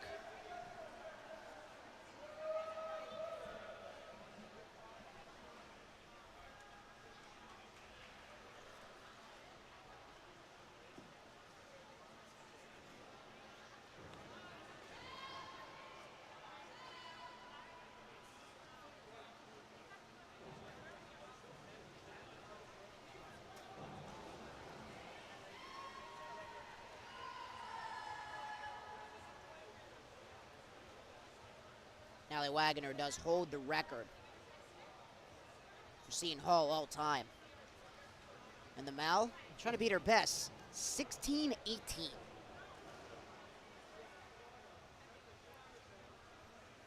So not only is she going to get the victory here against Sweeney, she's going to maybe try to get another personal best here this afternoon. Allie Wagner also holds more than enough records. Sky's the limit, obviously. For Allie Wagner, she holds the records for Seton Hall. 500-yard freestyle, 4 minutes, 47 seconds there. 1,000-yard freestyle, 9 minutes and 50 seconds, and then the mile. Here, she can try to get a record here, and then the 400 IM, 4 minutes and 16 seconds there. So the individual records for Allie Wagner, the senior. Looking for more championships in her trophy case in her senior year. Still have a little ways to go. In the mile, 11 minutes there. At that touch for Wagner, 11 minutes and 20 seconds to be exact. On touch 45. See if Wagner wants to try to force the issue to try to get that record as much as she's obviously going to get the win.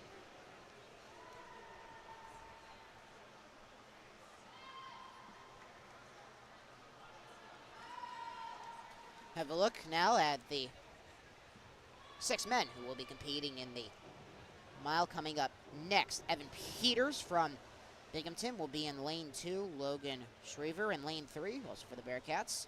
Sam Vizard for Seton Hall in lane 4. to McFarland for Binghamton. In lane 5, Harrison Lambert. In lane 6 for the Bearcats, and Sealy Havili for Seton Hall. In lane 7, no Bison will be participating in the mile.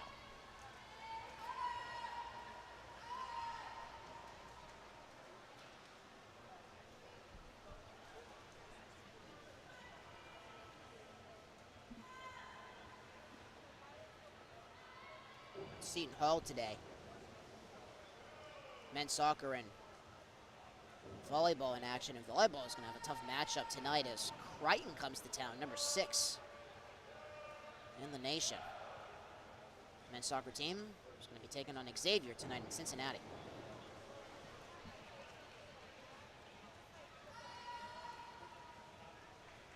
It's been a few tough years for Seton Hall basketball. Since we got some time to kill here, you know, with basketball season already on the horizon. Let's have a look at the preseason polls for Big East men's soccer with the spirit of Seton Hall. Joining us here in Lewisburg. As mentioned, tough for Seton Hall for a few years. They were picked to finish 10th in the Big East this year, with the preseason polls being released 3 days ago. DePaul picked to finish last. And you got Georgetown in 9th. I know there was some chatter about their head coach heading to Charlottesville. Butler was picked to finish 8th. Villanova picked to finish 7th, something that they are definitely not used to. Providence picked to finish 6th. St. John's 5th. Marquette picked to finish 4th. Xavier 3rd. Crichton 2nd. And I think you could have a guess who was picked number 1 again. Something that everybody expected. That school that is called UConn, if I'm not mistaken. They're now 2-time national champions. Defending national champions. UConn picked to finish 1st by 16 points over Crichton. Obviously, a surprise to absolutely nobody in the Big East. And isn't it a surprise UConn was picked to finish 1st on the ladies' side again? Yeah, I don't think so, because they were, again.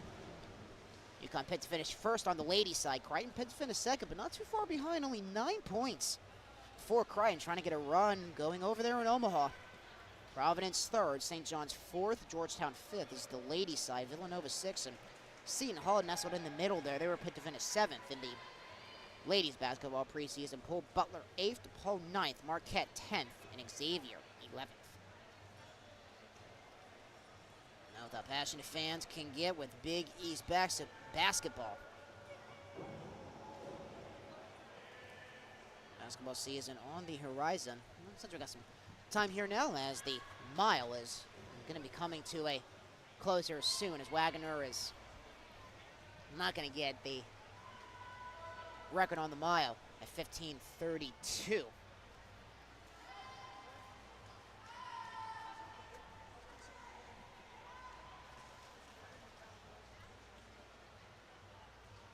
(16:18) is the record she holds in the mile, which is absolutely phenomenal.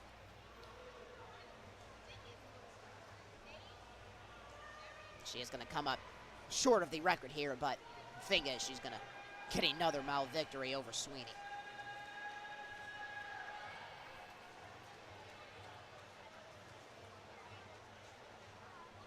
Wagner now ahead by 4 laps. Let's take a look, see if there's anything going on the Bearcats side of the occasion.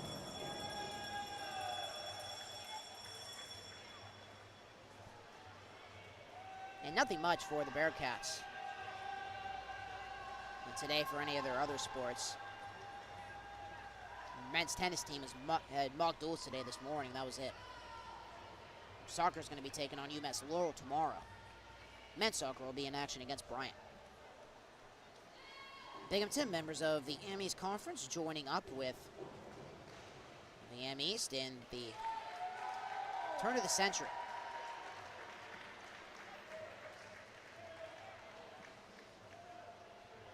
Binghamton joining the AM East in 2001 with Albany. There have been 4 new programs since, with UMBC joining up in 2003, UMass Lowell coming from the Division II ranks in 2023, and then NJIT joining in 2020, and then the new kids on the block in the AM East, Bryant.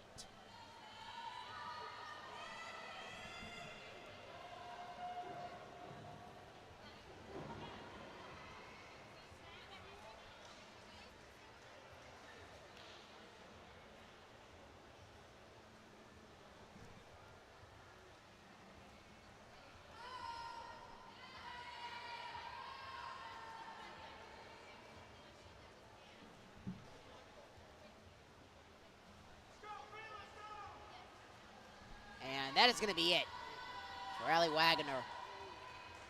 17:05. A little short of the record. Allie Wagner takes it. Now the Bearcats in town, see if he can get some preseason rankings for the men's basketball side in Vermont. Picked to finish first in the AM East, UMass Laurel in second. Ryan third, Maine fourth, UMBC fifth, Binghamton in the middle there, picked to finish sixth on the men's side, and Albany and NJIT in New Hampshire round out the lineup.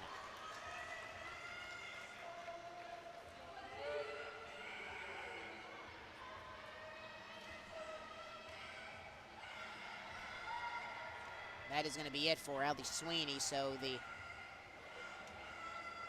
mile is complete on the ladies' side.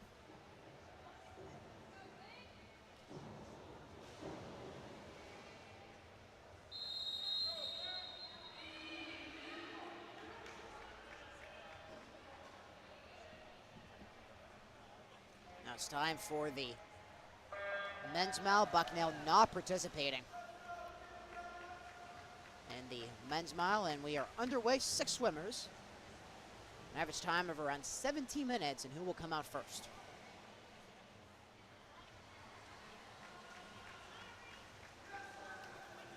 Happy you're along with us on the Bucknell Athletics YouTube channel. If you're joining us from New Jersey or New York, happy you are along with us with the Binghamton Bearcats and the Seton Hall Pirates coming to town to compete in the fall invite. This is going to be our last event, and then we'll have a little break here at Kenny, and then we'll move along to our final events on the afternoon.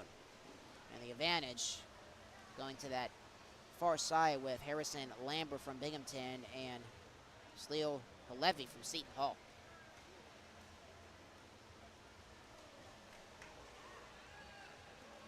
Have to stay here with the long race.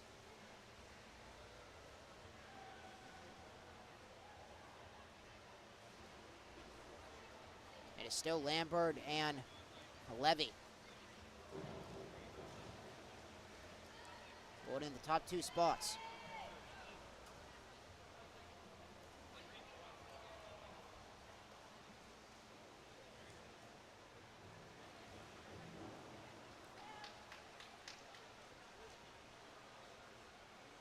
Levy, the junior from Israel.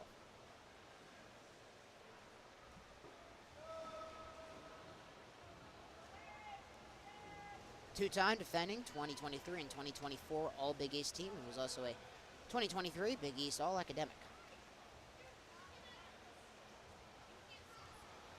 He had 5 first-place victories a year ago. His best time was in the 500-yard freestyle against West Virginia last year, getting first place there. And he also posted a personal best time in the mile at the Big East Championship, placed second.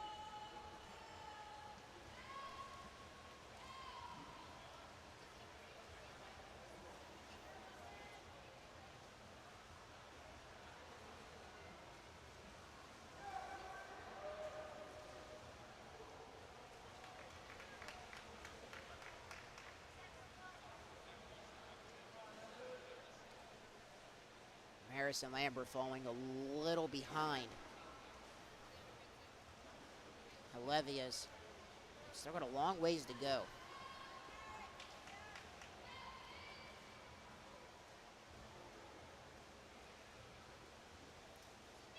Harrison Lambert, the sophomore out of Scarsdale, New York. sophomore. He was a all-conference member in the Yammies a year ago. He had a runner-up finish in the mile in the Yam East Championship, so the runner-ups in the Big East and the Yam East in the mile, competing for the top 2 spots, but it is Levy driving away. See if Harrison Lambert maybe preserving some energy. Sean Visser from Seton Hall occupying 3rd at the moment. Lambert also placed 4th in the 400 individual medley at the Yam East Championships earlier on this year, and 8th in the 500-yard freestyle. He won 3 individual events in his freshman campaign.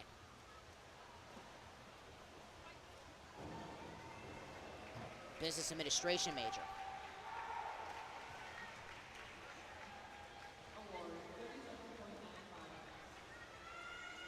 Levy still holding the lead. Harrison Lambert behind and Vizard. 1, 2, 3. That order at the moment. As Levy is driving away at the moment. See if anybody has an answer. And in the spirit of basketball season starting off soon, we're going over the preseason rankings for the Big East with Seton Hall in town, and at the surprise of absolutely nobody, UConn sweeping the preseason rankings, both the men and the ladies. Just went over the men's basketball preseason rankings for the Yam East. Now let's go over to the ladies' side with Maine. Pitt to finish 1st, and Albany right behind by 4 points. Pitt to finish 2nd. They have 3 first-place votes, and then Vermont Pitt to finish 3rd. Bryant 4th. Binghamton in the mix with 5. Well, they were picked to finish 5th, I should say, with 28 points. UMBC, they were picked behind Binghamton in that 6th spot. UMass Lawrence 7th, NJIT in 8th, and New Hampshire in 9th.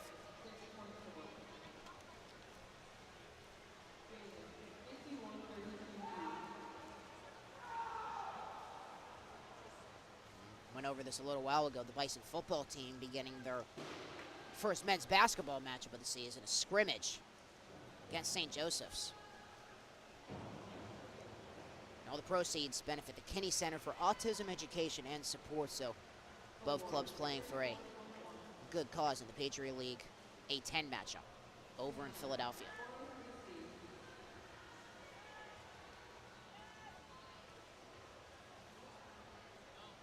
See if we have an update there from Philadelphia. There's an expedition game, it does not count. And it's a close one so far. St. Joseph is ahead by Bucknell. No, maybe not now. And as they go back and forth with the Bison on top by 2 points now over St. Joseph's.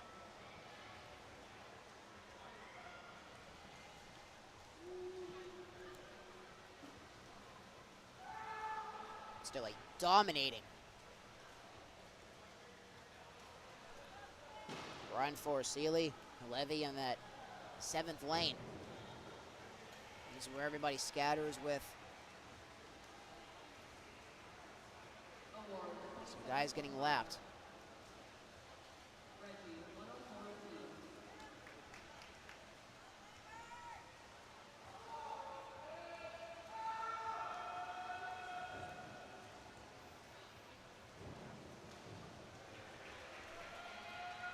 There's a good run for Logan Shriver from Binghamton.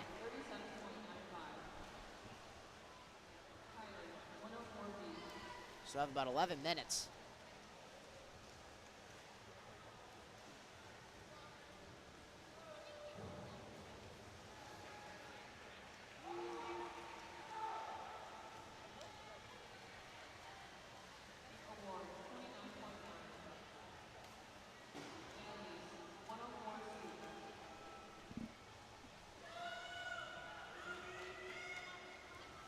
Time of 7 minutes and 28 seconds now for Shriver. And the Levy holding 7 minutes and 37 seconds. This is our final event from our first session, and then we'll have about a half-hour break so everybody can stretch their legs and get a little break, and then we'll be back here for our afternoon session.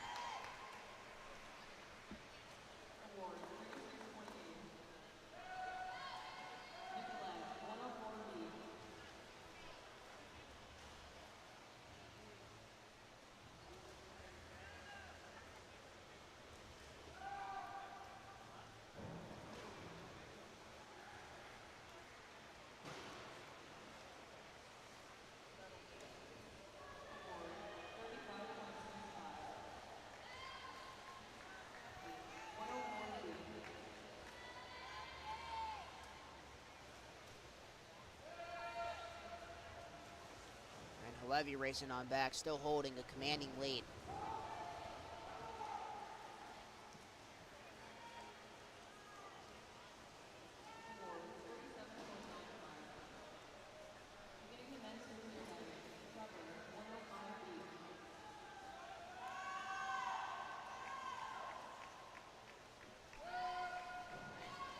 Since we have some time here, a good time to give the rundown of our afternoon session after we have our half-hour break.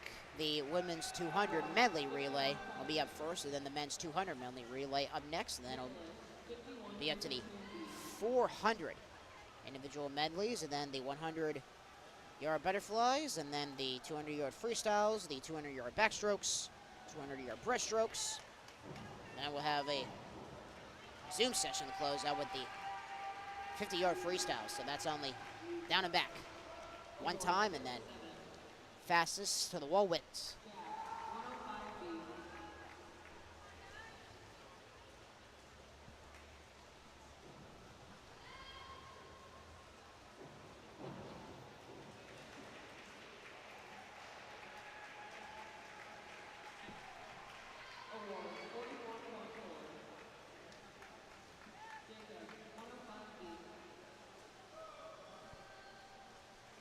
Levy racing on bag. This is going to be touch 43.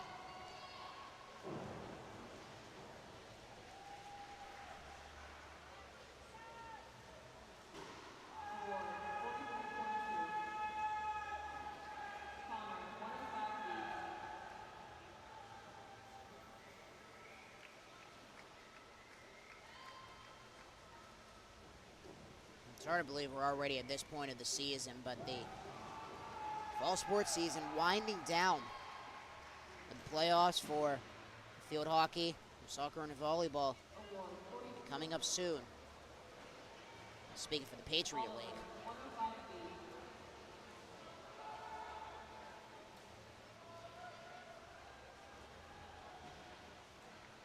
In Bucknell, they don't know who they're going to play yet in the Patriot League playoffs, but they are qualifying for the Patriot League playoffs, and it seems Lafayette and BU are going to try to dethrone American.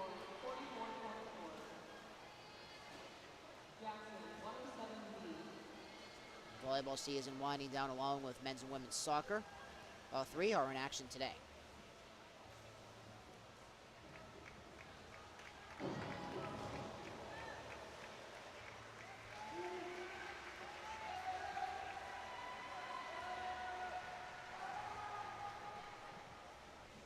Moving right along in the men's mile, Bison not electing to participate in the mile here this afternoon.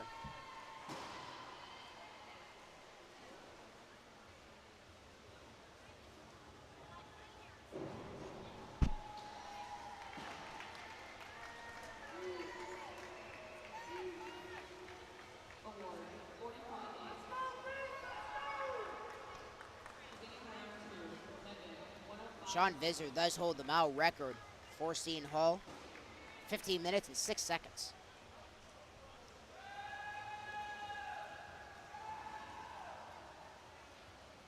Visser in lane number 4.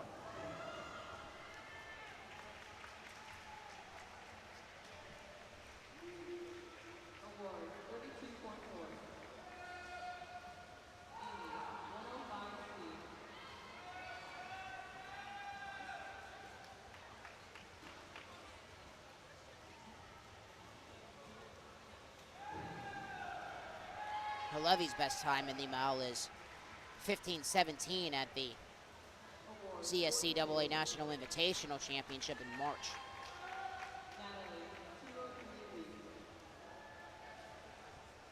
Levy was able to jump out to the big lead.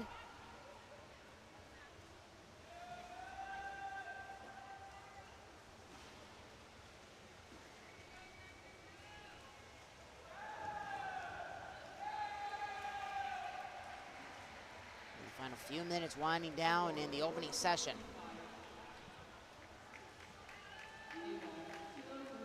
Move along to the afternoon session coming up next here on the Bucknell Athletics YouTube page, and then we will have a half-hour break after the conclusion of this medley, and then we'll be back for all of the action this afternoon. With this homestand continuing for the Bison into the month of November.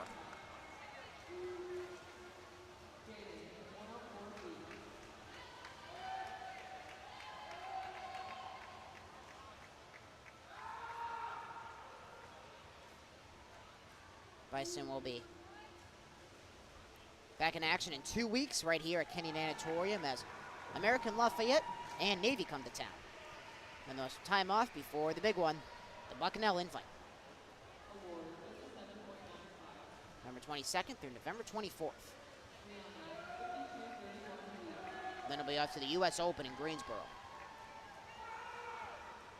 Before we know it, the Patriot Relay Championships will be right here in Lewisburg, February 19th through February 22nd.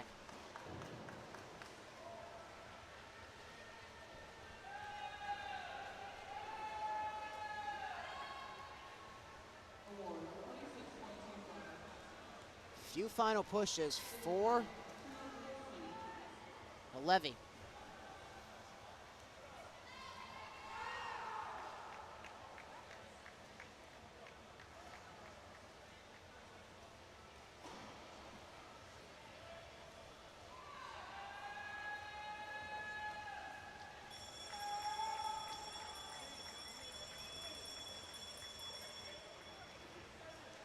There's the bell for Levy as he is going to finish off his final pushes.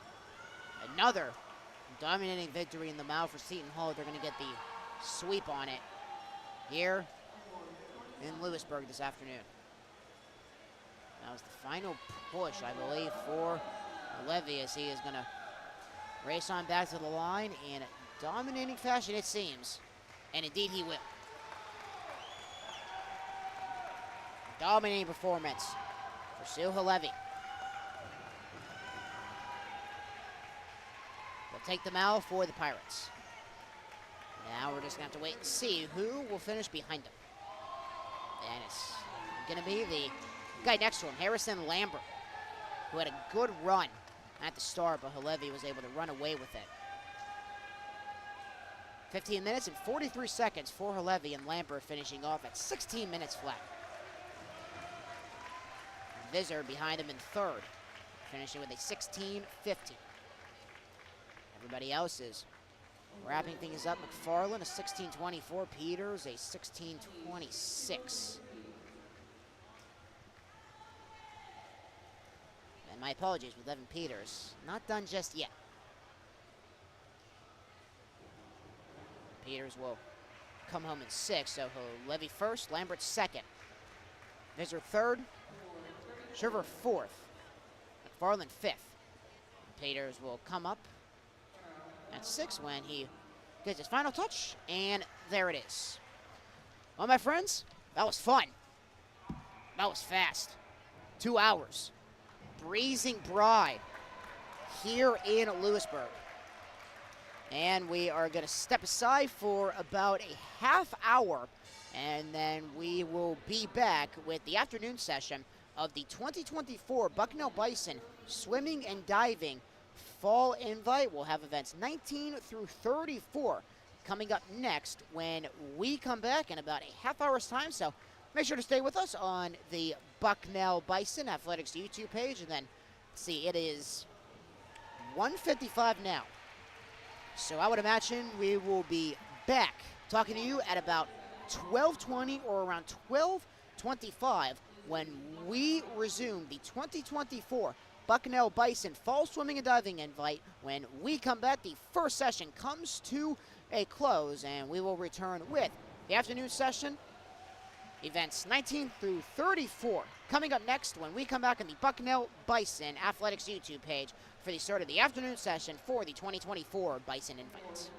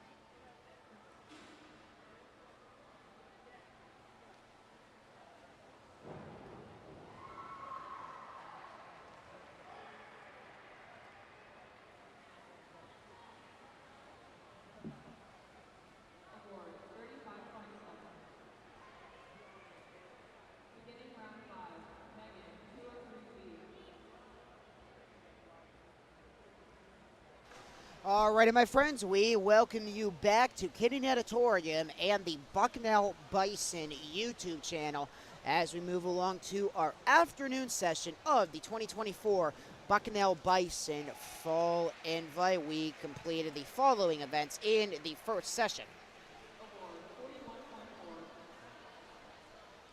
Started off with the women's and the men's 200 freestyle relay, then we moved along to the 200 individual medleys, the 500 freestyle, 100 backstroke, 100 breaststroke, 200 butterfly, 100 freestyle, and we had the 1 meter diving and the women and men's miles. And now here are the following events for the afternoon session as we are going to be ready to go in just a little bit. The Bison have their caps on, ready to go to begin with the 200 medley relays, and as always, the ladies first. And then we got the 400 individual medleys, the 100 butterflies, the 200 freestyles, the 200 breaststrokes, the 200 backstrokes. My apologies, got that mixed up. It's the backstrokes and then the breaststrokes, both of those being 200, and then the 50-yard freestyles, and then the 3-meter men's and women's diving. Starting off with the women's 200-yard medley relay, we'll have 2 heats for both the ladies and the men.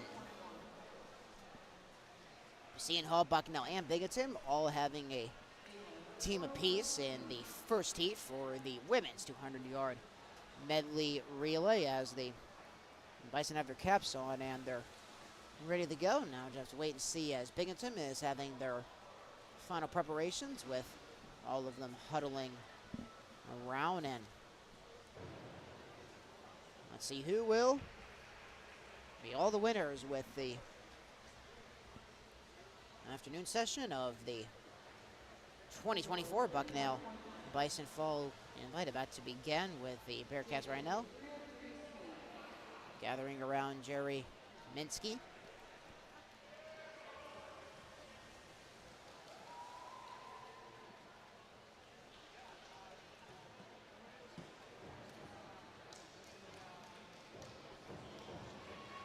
Senator having his break pepped up with his guys and gals as well, saying hopefully for a strong afternoon session. Bison are ready to go for the opening heat of the afternoon session. It's going to be Taylor Bugle, Ava Stallmeyer, Gillian Semperlengo, and Brooke Worth. For the Bison in this first heat, they'll be in lane 4. Lane 3 will be occupied by Seton Hill, Claire O'Neill, Nicole Bastian, Leah Moyler, and Emma Hazel for the Pirates. And Binghamton will hold lane 5 with Ava Moyer, Annie Shee, Emily Chung, and Lila Myers. And this opening heat for the 200-yard medley relay.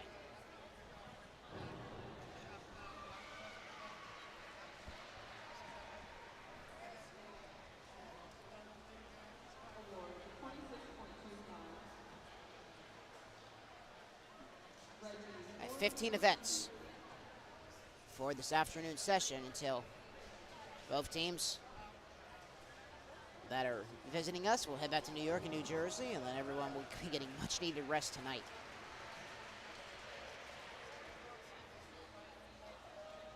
So everybody is lined up and seems we're ready to go.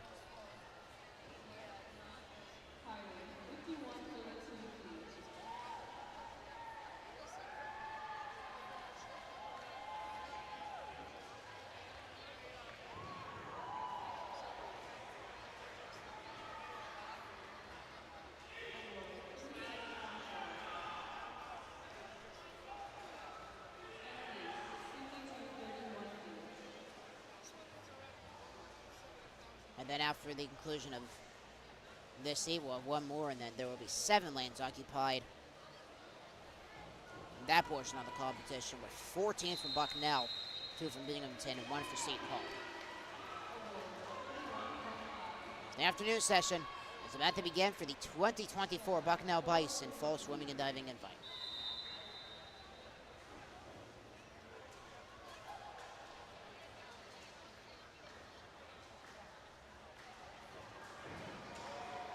Seton Hall to the near side, Bucknell in the middle, and Binghamton on the far side as we are underway for the afternoon session of the 2024 Bucknell Bison Fall Swimming and Diving Invite.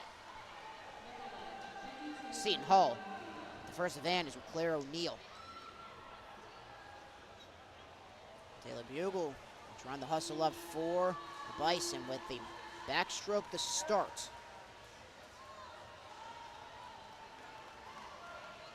Ava Stallmeyer will take the dive in for the Bison, and for Seton Hall still holding the lead. Bastian trying to keep it going with the breaststroke.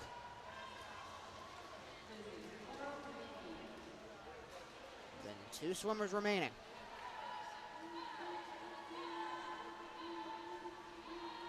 Bison hold the upper hand with Stallmeyer. She trying to catch up for the Bearcats. Camperlango takes the dive in for the Bison. Lee Moyler trying to keep pace.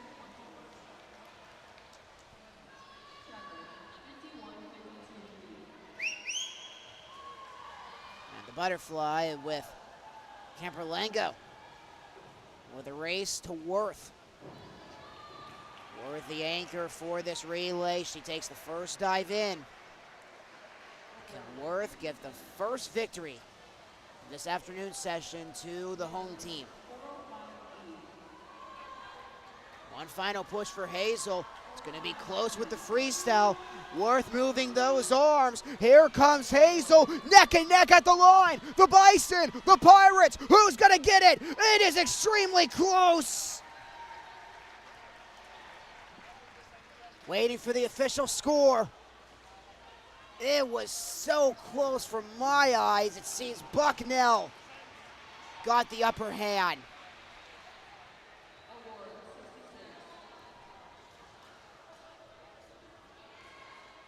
Unfortunately, as you can see, our scoreboard unfortunately went out as Seton Hall and Bucknell crossing the line simultaneously with Worth and Hazel. Hazel with a terrific push at the line.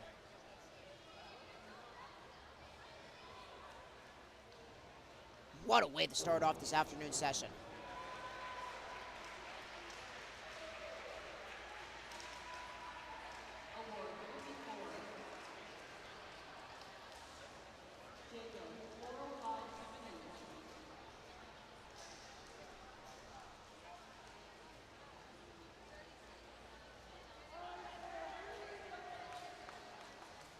Bucknell is going to be occupying lanes 1, 5, 6, and 8.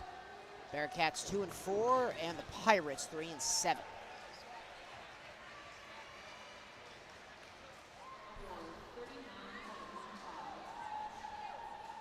Be our first event in the books, and then 14 to go.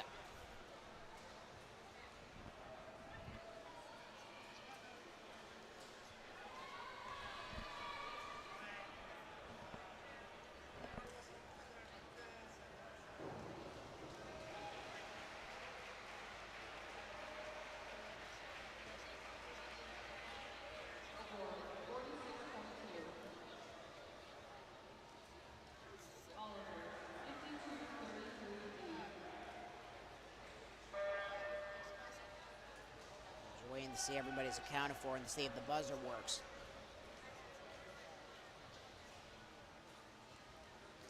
And I think there was some confusion with the time, so I think they're going to have to test out the time to make sure that everything is in ship shape, to make sure that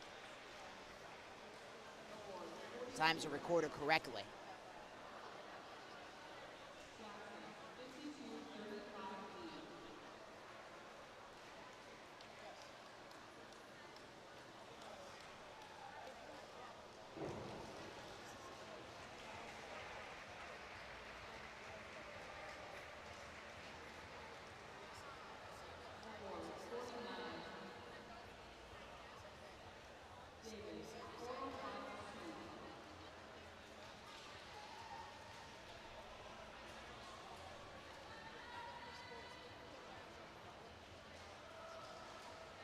Still waiting to see to make sure that everything is good to go.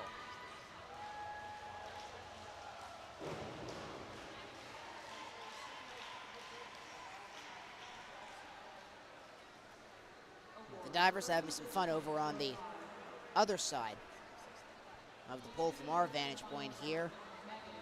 Kenny and Anatolia. So got some time. Let's see if there was a score yet from DC.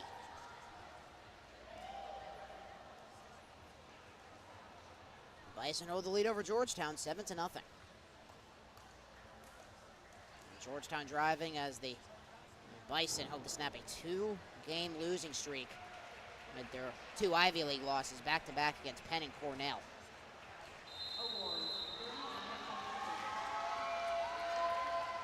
Now we are ready to go.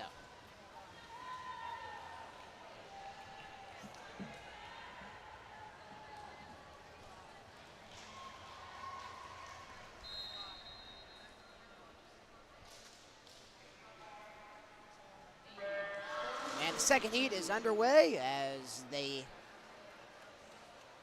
start is underway. Everybody turns to the surface.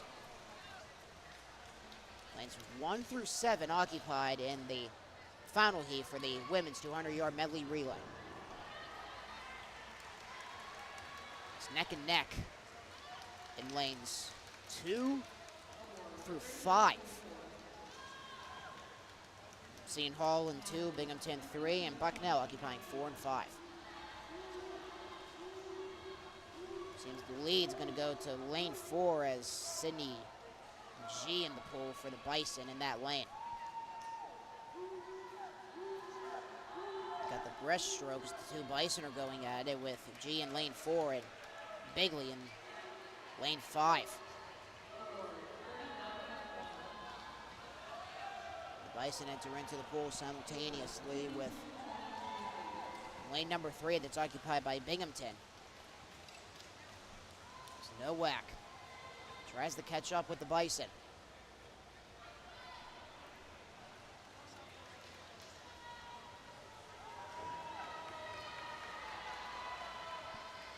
Gia takes that final touch, and now lane 4, Virginia Hastings, and lane 5, Kendall Lukey. At the freestyle, Hastings looking for one final push.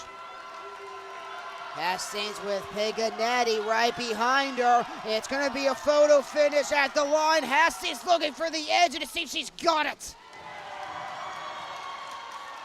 Never mind, she does not. At the line.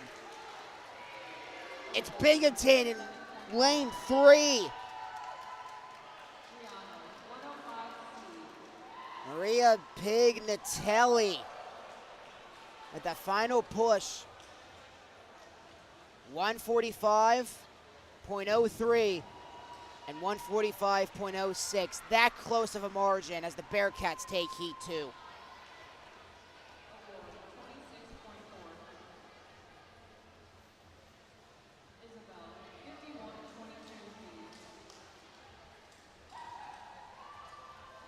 Now it's time for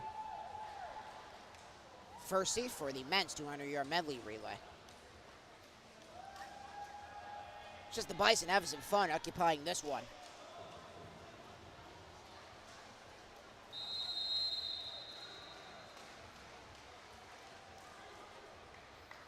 Peyton Beagle and Drew Green take the dive in. An inter-squad medley relay for heat number 1. 200 yards the distance.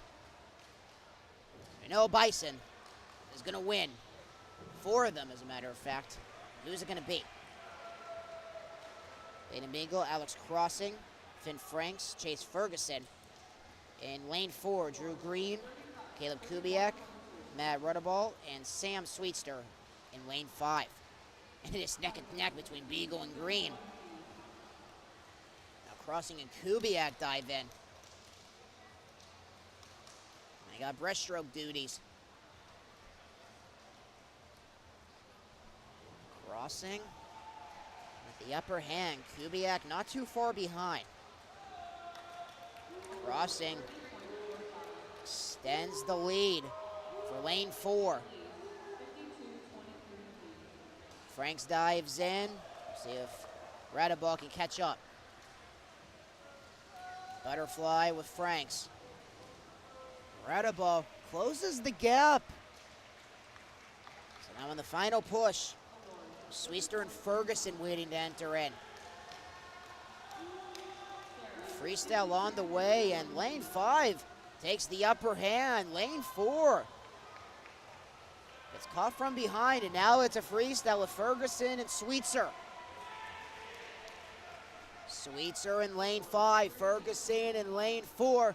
Sweetser out by a hair. Ferguson trying to run him down. Ferguson waving his arms as fast as he can, and it's going to be close at the wall, but it's going to be Sweetser in lane 5, picking up the win. Kubiak Green and Radaball joining with the victory there over their teammates.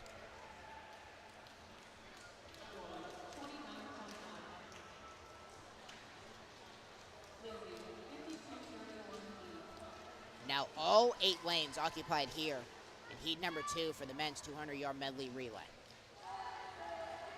Bucknell occupying lanes 1 through 3, Seton Hall in lane 4, Binghamton in lane 5, Seton Hall in lane 6, and Binghamton in lane 7 and 8.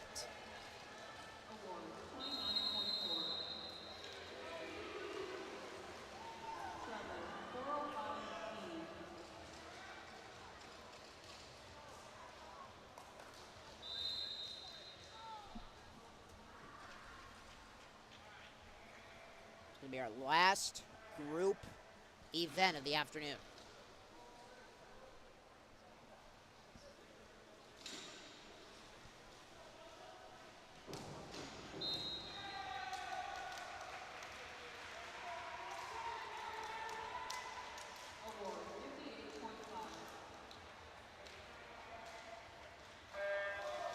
There's the horn, we're off.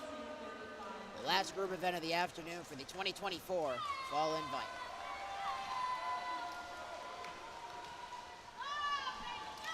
See who can break the ice out further. It's lane 3 having the upper hand. That's Bucknell with Shane Wynn. Will Hedges takes a dive in. Can he extend that lead for lane? Oh, my apologies. That's lane 4. Lane 4 getting out. Ben Enders by. Enders by with the breaststroke. Lane 3 not far behind with Will Hedges.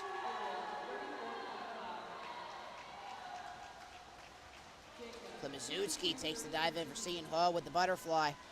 It's lanes 4 and 3 out in front. Seton Hall and Bucknell.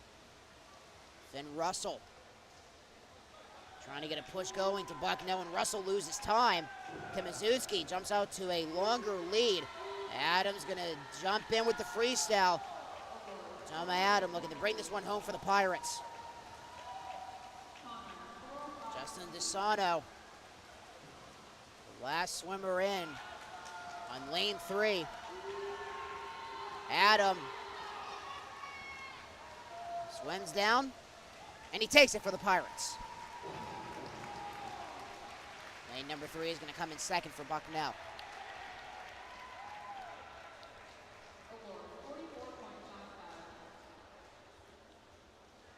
130.64 for Seton Hall in lane number 4, and 131.19, a second behind for lane 3 for Bucknell. So that concludes the group events of the 2024 Fall Invite. Now it's all individual events there, as events 19 and 20 are in the books. I'll move along to the individual events, starting with the ladies individual medley.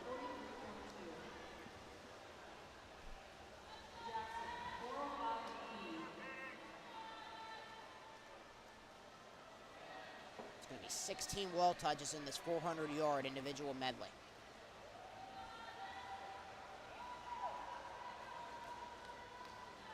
So that's 4 touches apiece for every movement.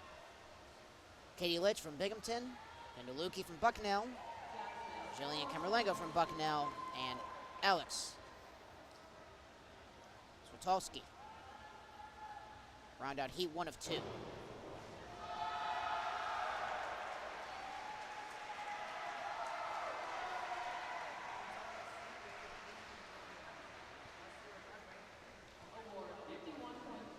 then for heat number 2, it will be all 8 lanes taken.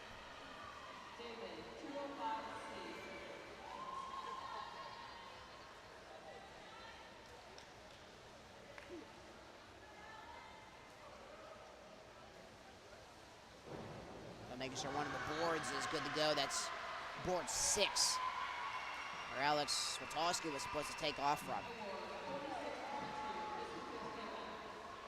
So we're going to have to wait as Swatowski trying to warm up, making sure that her board is good to go, and it seems that we're going to have to replace the flap to get their feet up for that jumping start off the board.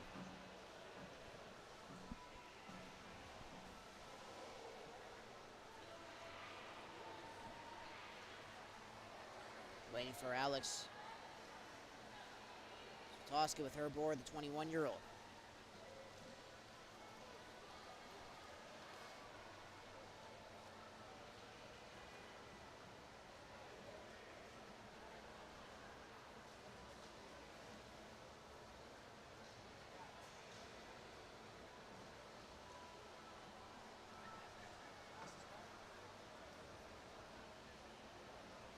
Alex Swatowski, the senior out of Buffalo. Had a best finish of 5th last year. 1,000 freestyle against Wagner earlier this year on January 20th, and she placed 5th at the Bucknell Invite last year. Placed 5th in the mile. Mechanical engineering major. To make sure her dive can engineer herself in.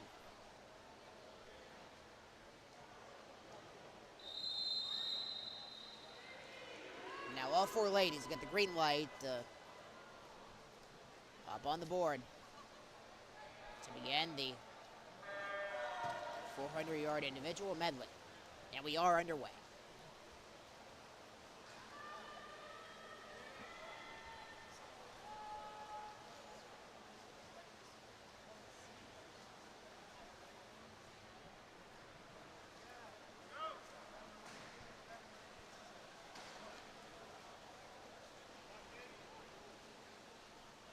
Katie Lynch out in front for the Bison. Her teammate right next to her, it's Lukey.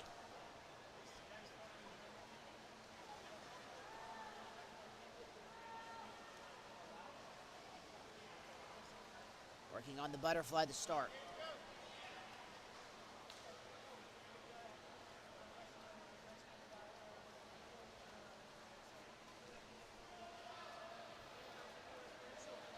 Now Swatowski. Unfortunately not being able to get the start, so it's a 3-legged race now. As they go to the backstroke. It's Katie Lynch a little far behind on that 3rd lane. It is Kendall Lukey, my apologies, Jillian Semperlengo. Semperlengo and Lukey for the Bison. Battle it out.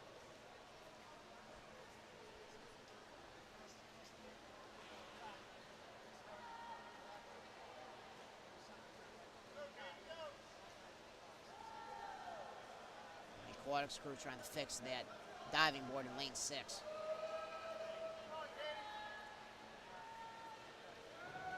Goes to the backstroke. Lukey has the upper hand. By about a hip length.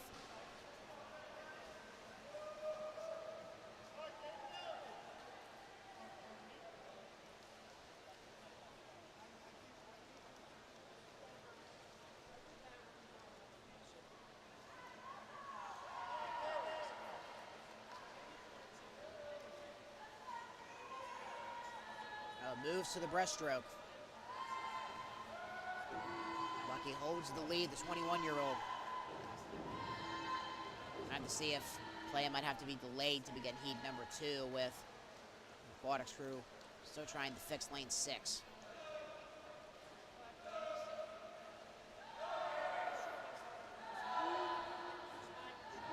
That's where Sky Sunderhoff is supposed to take off from to begin heat 2.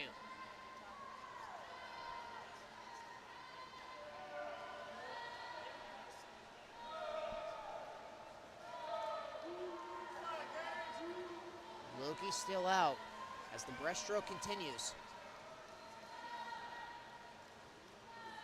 I get pushed back, and then I'll be off to the final 4 touches with the freestyle.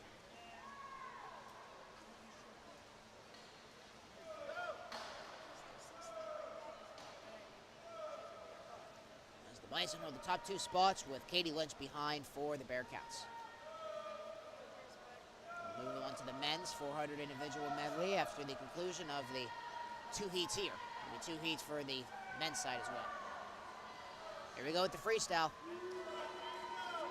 If Camperlango can get an upper hand on her teammate.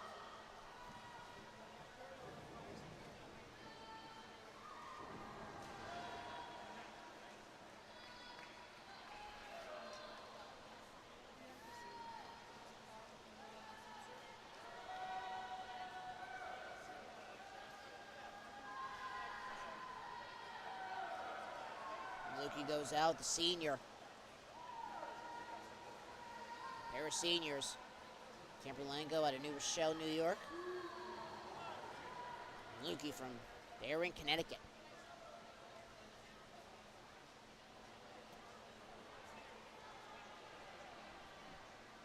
And then the final stretch.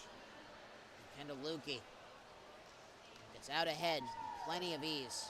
On Camperlango is the 2 seniors for the Bison. Battling it out. And Luki is going to touch home with the win. Camperlango will settle in at 2nd, and Kitty Lynch will round out the lineup for the Bearcats in 3rd.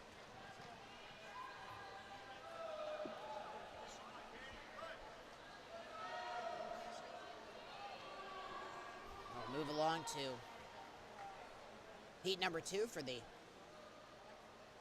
400-meter individual medley. All 8 lanes occupied.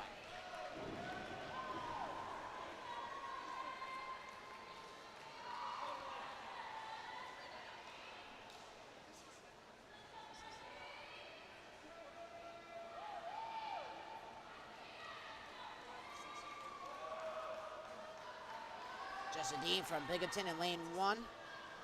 Mia Sinceri from Seton Hall in lane 2. And Allie Wagner, who took home the mile for Seton Hall, is in lane 3. Kyla Kelly from Bucknell in lane 4. Julia Phillips for the Bearcats in lane 5. Sky Sunderhoff for the Bison in lane 6. Hopefully that jumping flap is fixed up and ready to go. And Maddie Domster for Binghamton in lane 7. And Cindy G in lane 8 for the Bison.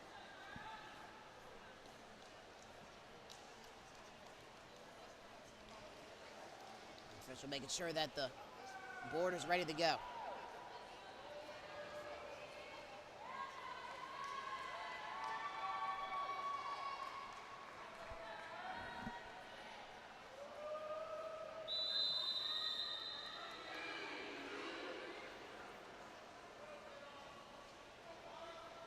All 8 lanes occupied.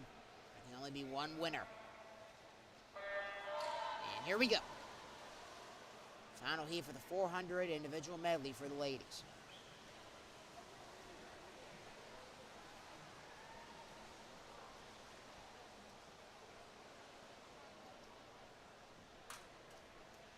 It's pretty close from 1 through 8. In the middle lane, having the edge, it's Kelly. Wagner's not too far behind, and lane 6 was Sunderhoff. So the Bison holding the top 2 spots. Working at the butterfly.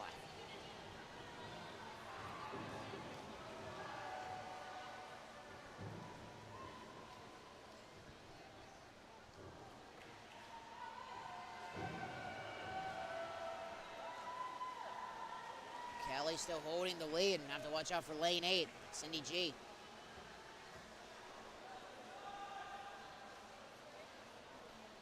Cindy G in lane 8. 8 4, and 6.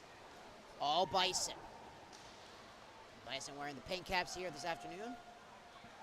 It's a pink out here at Kenny Nanatorium.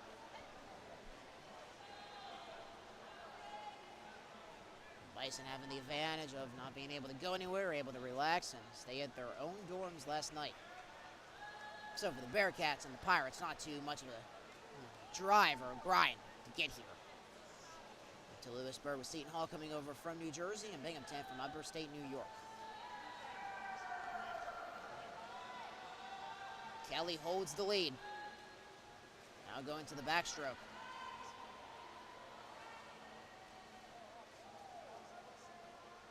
Stays for now, then we'll move along to the 400-yard individual medley.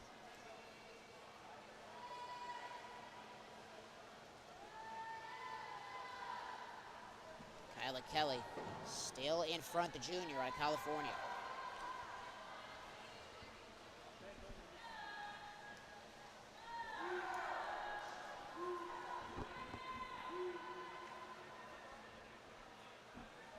The only Californian on the ladies' side for the Bison.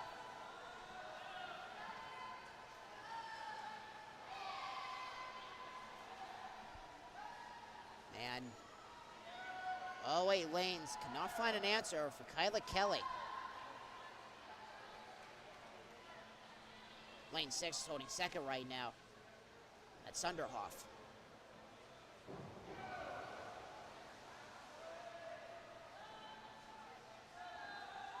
Now goes to the breaststroke. I got the freestyle. Currently in event 21. After the medleys, we'll have the butterflies coming up next, and this is the last 400-meter competition of the afternoon. Longest we'll have is the 200 freestyles and the backstrokes along with the breaststrokes. Or the 100 butterflies coming up next after the medleys. Also got the divers there with a comfortable lead for Kyla Kelly. Barring a miracle, she'll cruise to the victory here. And the final heat for the 400-yard individual medley for the ladies. Cindy G trying to catch up on the freestyle. She'll have some ground to gain on the final 50 yards. Kyla Kelly.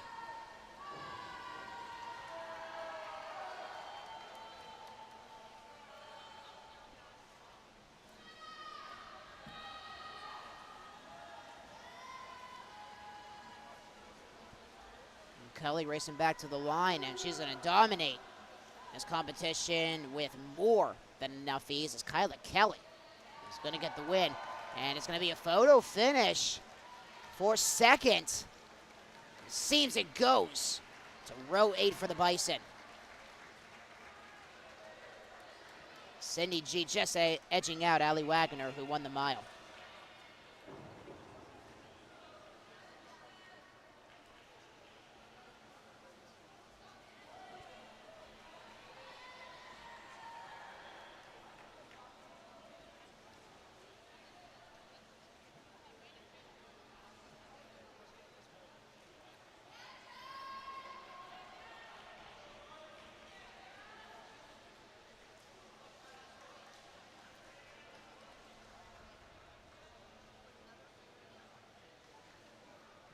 Now we move along to the 400-yard individual medley.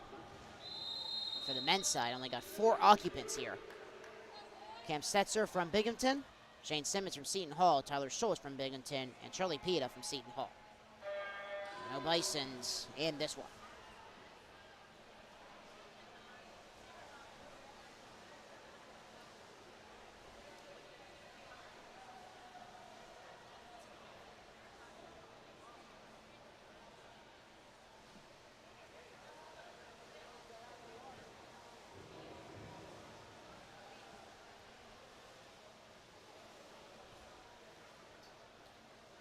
Two Bearcats and 2 Pirates.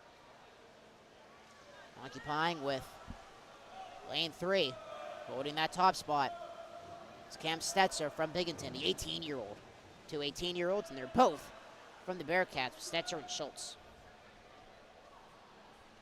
Oldest in this one is Shane Simmons, 22-year-old.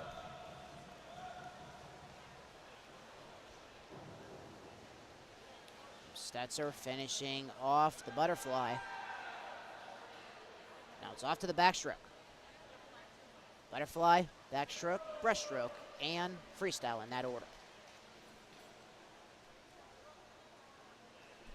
Stetzer holding the lead against his teammate and pair of Pirates. Shane Simmons holding on the second, but only by now a neck advantage. Charlie Pita trying to run his teammate down for second. Final 50 yards for the backstroke.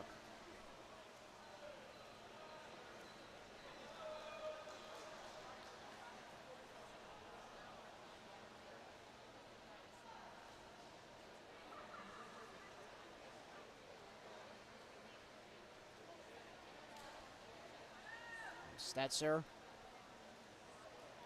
still holding a comfortable lead, but barely by a body length now is Simmons trying to flag him down as they go to the breaststroke.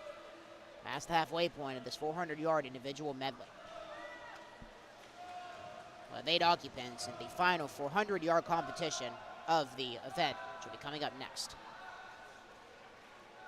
Pulling the bias with you. So happy you're along with us on this Saturday afternoon. Still with college football in full swing. Happy you're joining us here in Lewisburg. Last we checked, score in D.C. still 7-0 Bison, but that could obviously change. We'll take a look when we get our next break. We got a good race brewing up here in the final 50 yards of the breaststroke. Then it's the freestyle.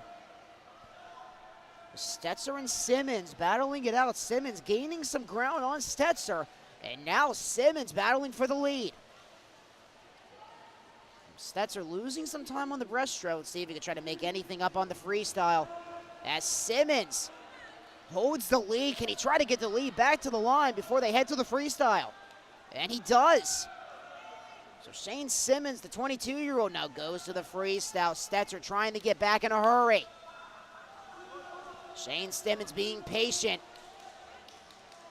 Seeing a disadvantage with Stetzer on the breaststroke, and now it is a freestyle in the final 75 yards.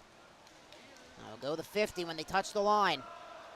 Stetzer still holding the lead on Simmons. It goes neck and neck again in the final 50 yards. Stetzer up by about a half body length. Again, Simmons losing some times. Stetzer turning on the Jets again in the final 25 yards. One final push for Shane Simmons. Cam Stetzer. Can he get it? And now Tyler Schultz joins the party for second. Tyler Schultz is going to leapfrog for the runner-up position, and he does.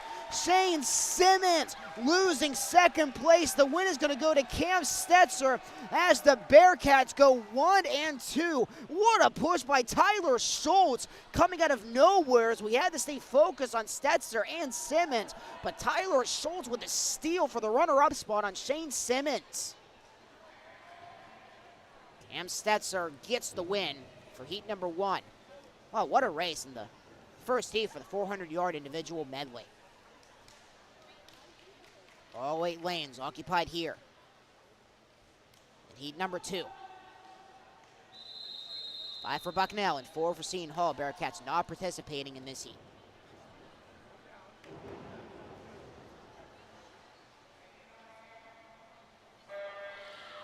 And here we go with Dante Buadana in lane 1 for Bucknell. Riley Twist in lane 2. Alex Crossing in lane 3. All Bison. Kevin Carey from Seton Hall in lane 4. Chris Kopic for Bucknell in lane 5. Sean Vizard and Jake Carrett for Seton Hall in 6 and 7. And Caleb Kubiak in lane 8. As everybody scatters, and who is going to be the lucky dog in front? As they start off with the butterfly. So those two middle lanes, 4 and 5. With Carey and Kopik. Carey the Pirate, Kopik the Bison.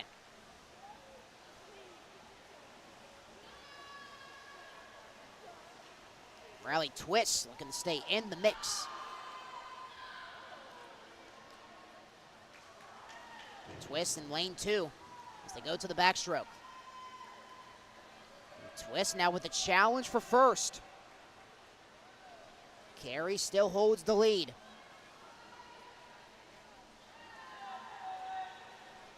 Twist not getting a jump as he would have expected, battling his teammate for second.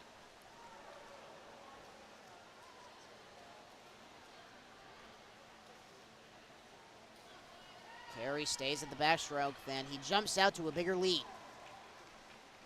Twist still holding his own in lane 2. And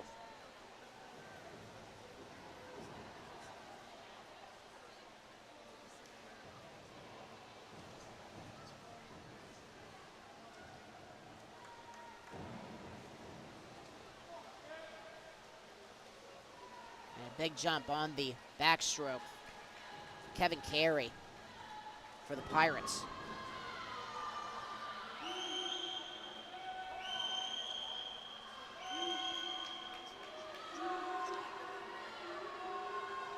Carey the junior, out of Philadelphia, Westchester, Pennsylvania.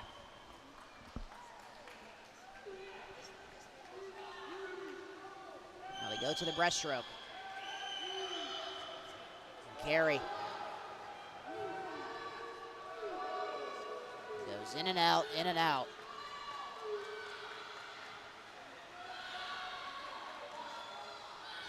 As it's always phenomenal seeing how they can hold their breath of having the hustle line down at the midway point of the pool.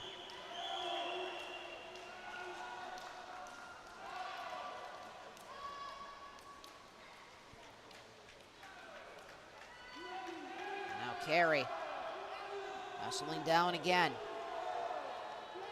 Still holding the lead in the Bison, occupying the runner-up spot. Lane 2 with Twist and lane 5 with Kopik. As they go to the final 4 touches with the freestyle. Can the Bison gain any ground? Carey still holds the lead. Twist occupying second, but only by not even a hair. More of a fingernail with him and Kopik neck and neck for the runner-up spot.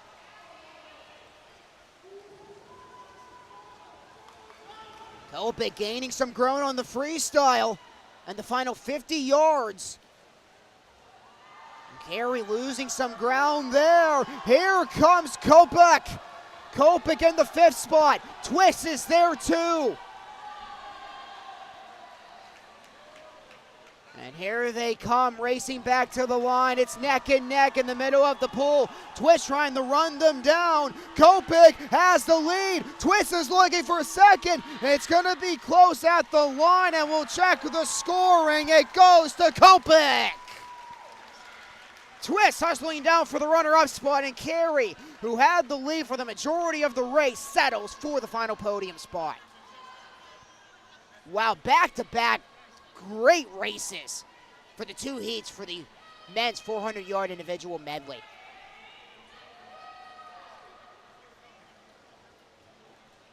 Event 22 comes to a close. Now we move along. That was the final 400-yard competition this afternoon. Now we go to a 100-yard event for the butterfly.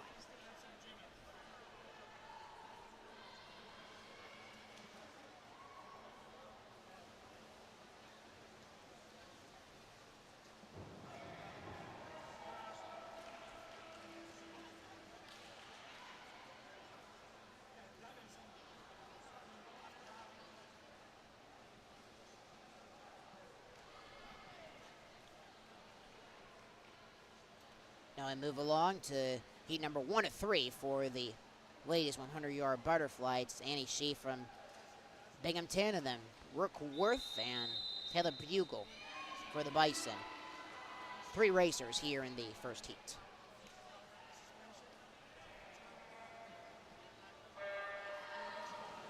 Here we go as we move along to this 100-yard event.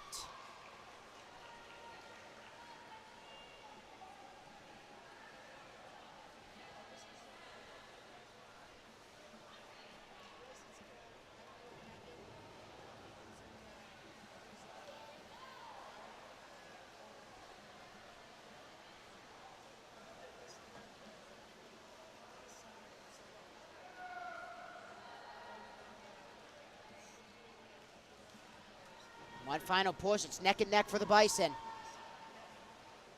Worth and Bugle. Worth in the middle. Bugle on that outer edge. It's going to be neck and neck as they head back to the line. Here comes Bugle. Worth trying to hustle on back.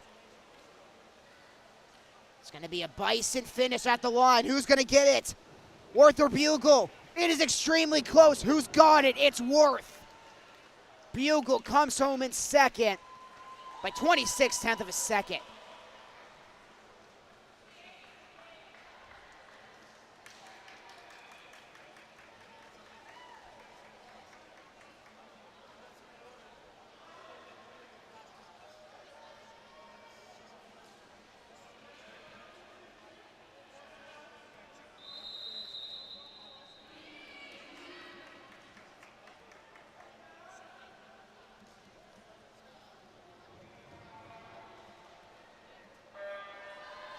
And here we are, 8 lanes occupied here for the second heat of 3 for the women's 100-yard butterfly. Claire O'Neill in lane 1, Jennifer Bolden lane 2, Dan Smith-Sutzberg in lane 3, Leah Moyler lane 4, Courtney Moan lane 5, Ashley Picentino in lane 6, and Riley Giles in lane 7. So my apologies, there is one empty spot, and that is the final spot in the lanes with 8.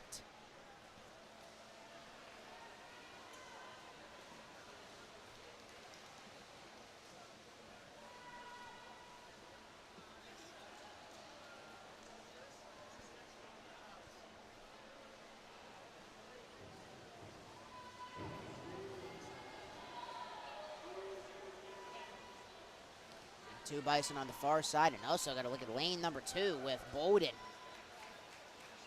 And it's close at the line, and it goes to Giles in lane 7. Another close finish. Picentino in second, and podium for the Bison with Bolden finishing third. No Bison in heat number 3 here. 6 racers for the Bearcats and 2 over Seton Hall.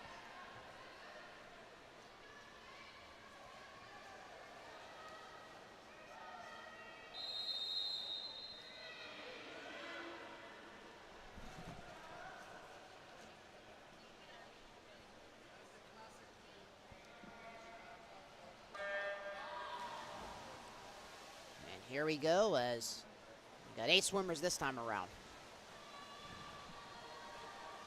Final heat for the 100-yard butterfly.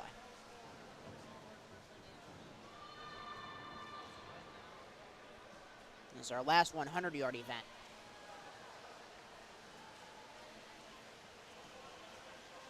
Close in that middle lane. Norwalk and Webster for the Bearcats. Norwalk out in front with the final 50 yards coming up, and Lauren Kuzma joining the mix as the Bearcats are looking for a podium finish. Norwalk and Webster, it's neck and neck. Norwalk has the upper hand coming to the line in lane 4. Is she gonna hang on? Yes, she does. 30:08 for Norwalk. Webster comes home in second. And it is a podium for the Bearcats with Lauren Kuzma finishing third. That's going to be it for the 100-yard butterfly. Now we move along to the 3 heats for the men's 100-yard butterfly. Start with 3 swimmers: Evan Wilson, Brian LaCroix for Seton Hall, and Nick Schoppus for Bucknell.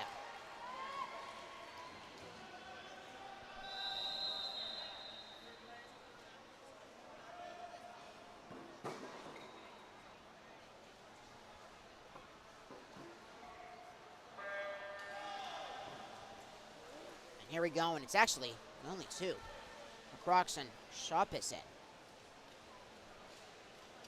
Evan Wilson not participating.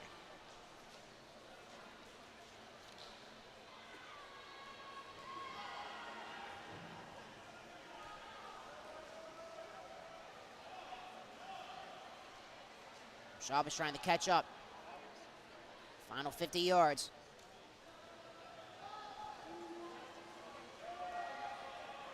Crocs steaming hard to that final 25 mark. Sharpis have any answer. Have to come up big here. Ryan LaCroix, the 22-year-old. Pirates looking for another victory, and they're going to get it in ease with the two-lane race. 27.91 for LaCroix, 29.18 for Sharpis, 2 seconds behind. Now it's time for Heat 2 of 3. James Labardi in lane 1. Matt Rutterball, lane 2. Jay Karif, lane 3. Chris Jackson, lane 4. Balin Morosi, lane 5. Colin Cole for the Bearcats in lane 6.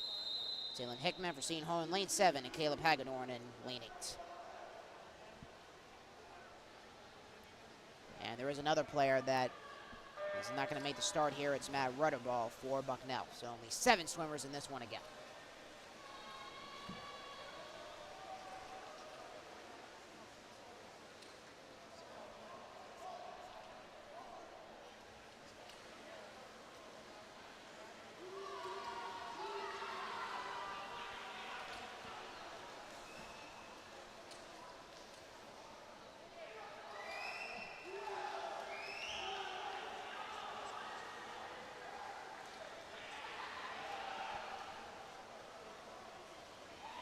Neck and neck.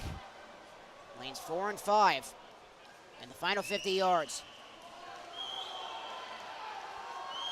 It's going to be close at the line with Jackson and Morosi. Jackson seems to have the upper hand. Does he get him? Morosi trying to push as hard as he can. And they reverse it. It's Morosi. That was so close at the line. A 50-88 for Jackson and a 50-83 for Morosi.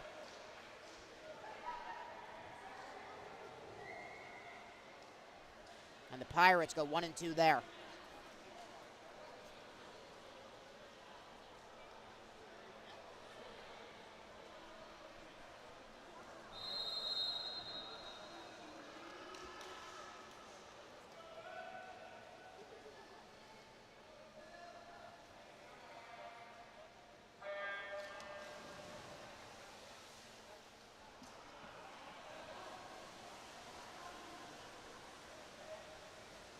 Here we go for the final heat of our final 100-yard event of the competition.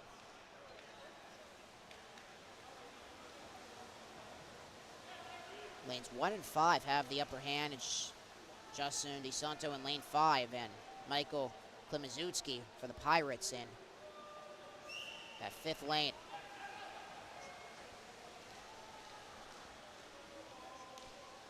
Klimaszewski, final 50 yards. Can he hold off DeSanto? DeSanto losing some time there. DeSanto is going to have to fight for a second. Klimaszewski is going to come to the line. He'll take first.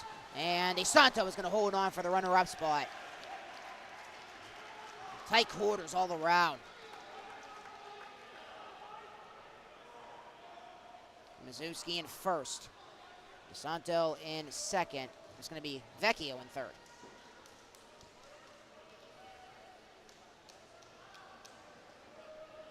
So that's it for the 100-yard events of the competition. Now it's time to move along to the 200-yard freestyle.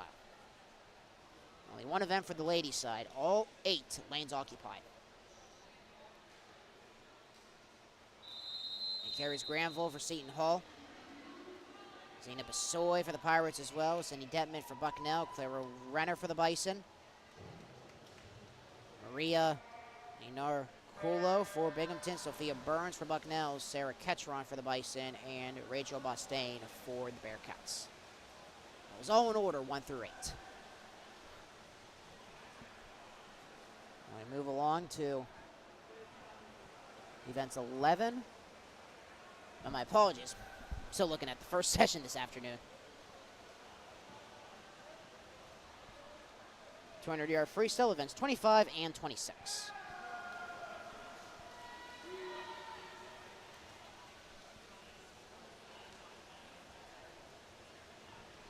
It's Clara Renner holding the front spot. Her teammate Detman behind. Sophia Burns over in lane 7. Gets a jump. McEachern there too. McEachern's in lane 7, Burns in lane 6. Still Renner holding the top spot. And the Bison dominating this freestyle event.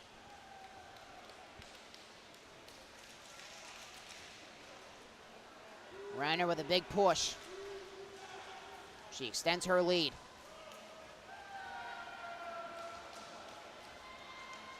Edmonds still holding that second spot in the final 50 yards. Sarah Ketcherin looking to continue the fight for the runner-up spot. In lane 7, Sophia Burns is there too in lane 6.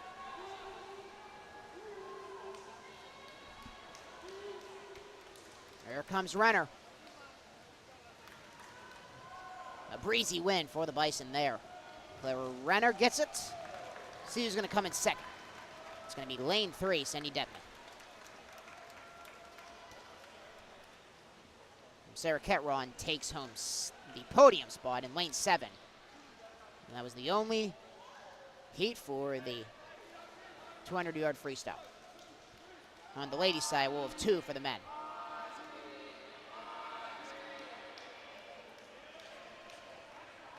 It's going to be all Bison for heat 1. Braden Beagle, Avery Kuhn, Finn Franks, William Shoemaker.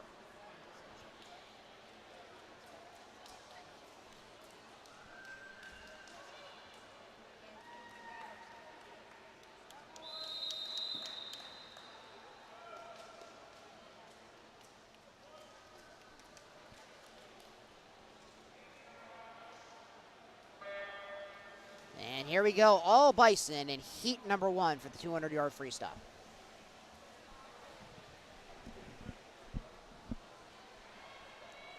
Everybody's neck and neck. The edge goes the Beagle. And everybody, my goodness, simultaneously, seems everybody touched the wall at the same time there.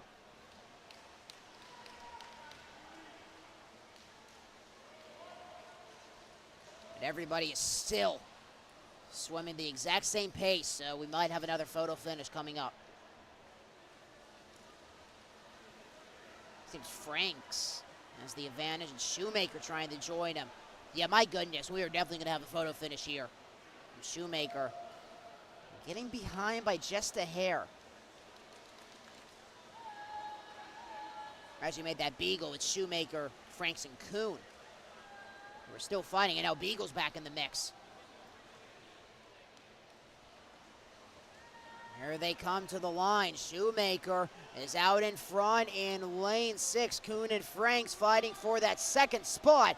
Here comes Shoemaker, and he is going to continue his run in the final 50 yards. Shoemaker now by about half a body. Avery Kuhn and Franks fighting for second. Here comes Shoemaker as he takes the lead. Kuhn and Franks trying to run him down. And it's going to be Shoemaker coming to the line. He'll take the win in lane 6. Kuhn and Franks at the line. It goes to Kuhn, Franks in 3rd, Shoemaker 4th. Or Beagle 4th. 1, 2, 3, 4 in the reverse way, with lane 6 taking 1st, lane 5 taking 2nd, lane 4 taking 3, and lane 3 taking 4th.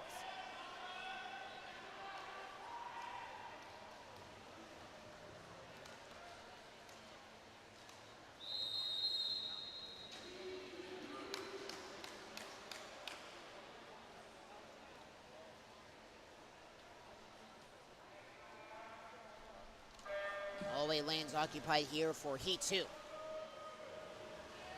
Seton Hall, lanes 1 and 2. Binghamton in lanes 3 and 6, and Bucknell occupy 7 and 8.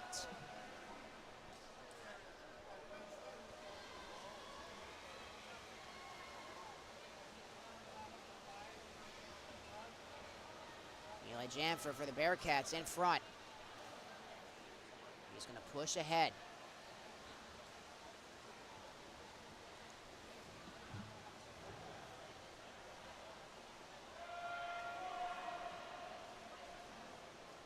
Bearcats occupying the lanes in the middle.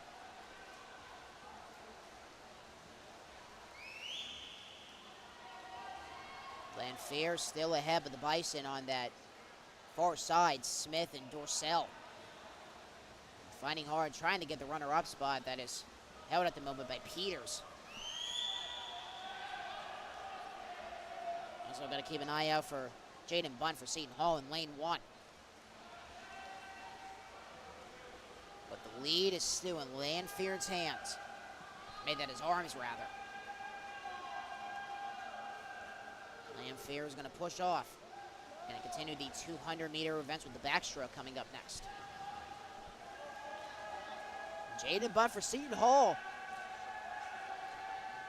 Still has a case to take the lead in lane 1.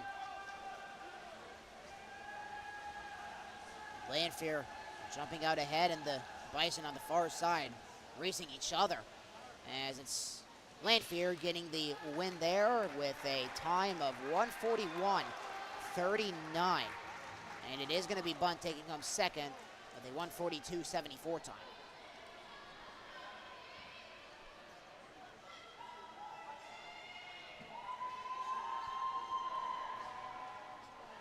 Now it's time for the lone heat for the 200-yard backstroke for the ladies. There's only one heat on the men's side as well.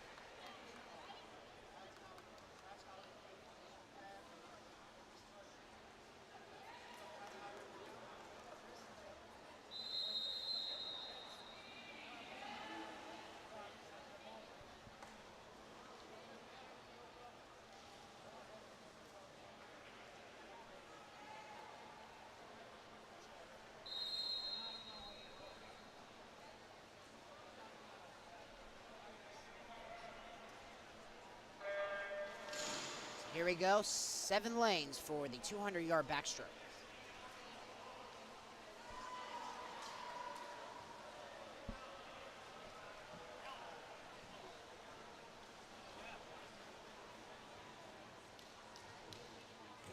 See the Webster in control for the Bearcats.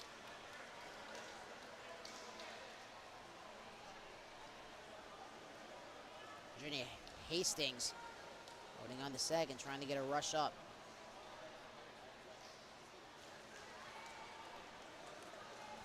Webster still holds the lead.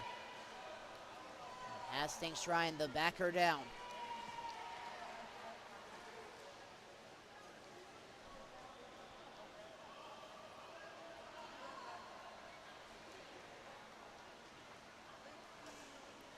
Neck and neck for that runner-up spot is Webster. Use that time to extend her lead.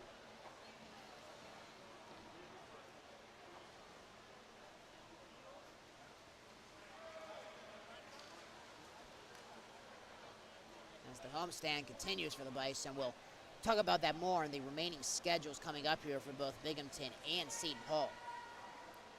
So they'll head back to New York and New Jersey to continue their season, and Bucknell are going to stick around at home for a handful of their events coming up. Webster, the 20-year-old, still sitting comfortable in front. Hastings and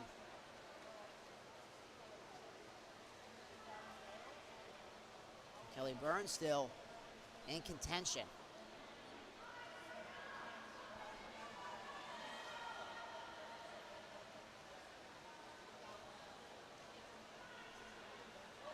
Webster still out in front to the line, and she's going to get the win. Byrne in second, Hastings third. A win for the 20-year-old Celia Webster.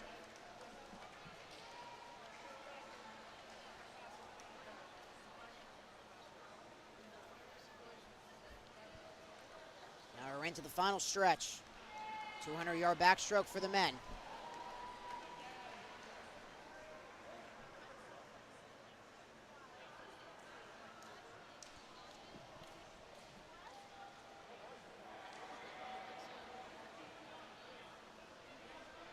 Waiting to get in, and since we got some time, we have a tie ball game in D.C., 14-all.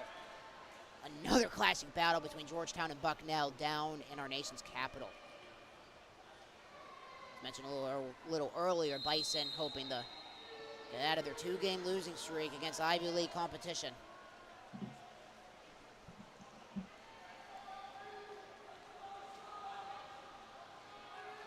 And even though it's not a Big East matchup, but the Bison going up against another Big East school, even though we all know that Georgetown are Patriot League members when it comes to football, with the Big East not having football anymore. In what was a Big East that looked completely different almost now under a decade ago.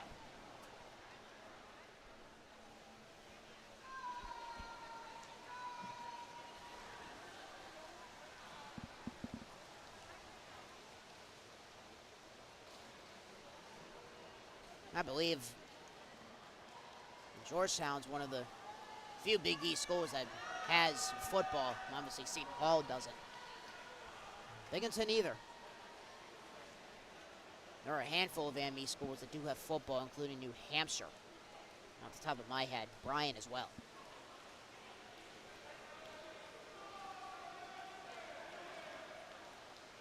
Lanes 2 and 3 hold the lead. It is the Dong Twins. How about this? A pair of twins pedaling it out for the win for the Pirates. Caden in that second spot, and Kale in that second, in that third lane, I should say. So a pair of twins battling it out for the win. Also got to look out in row 7 for Shane Wynn.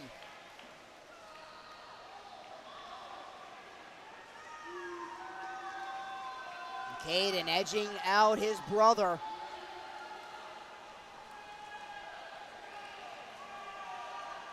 And Wynn still trying to get up to both of them.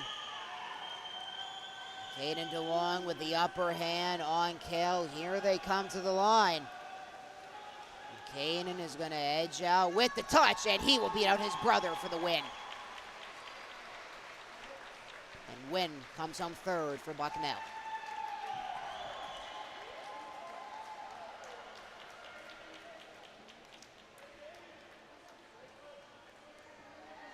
Move along to the 200-yard breaststroke, event 29. Taking a look at the swimming events. Only 3 to go. These are the last 200-yard competition, and then we'll move along to the dashes with the 50-yard freestyles. Boy, those are going to be fun. It's like in how we closed out the first session with a NASCAR race at the mile. We're going to have a drag race to end the competition with the 50-yard freestyles, but we got to get the 200-yard breaststrokes out first. Meredith Mutter in lane 3 for Seton Hall. Lizzie DeKina for Bucknell in lane 4, and Katie Lynch in lane 5. It's got all 3 schools represented on lanes 3, 4, and 5. And it's the Bison holding the lead with DeKina. Lizzie DeKina, the 21-year-old, with an edge on Lynch. Final 2, or the first 2 touches, I should say, got the final 6 now.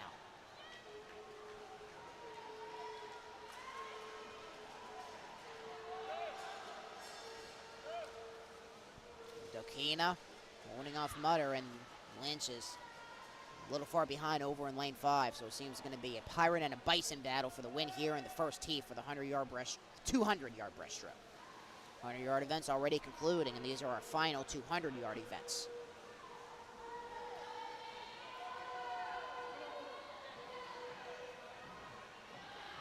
DeKina out by an elbow.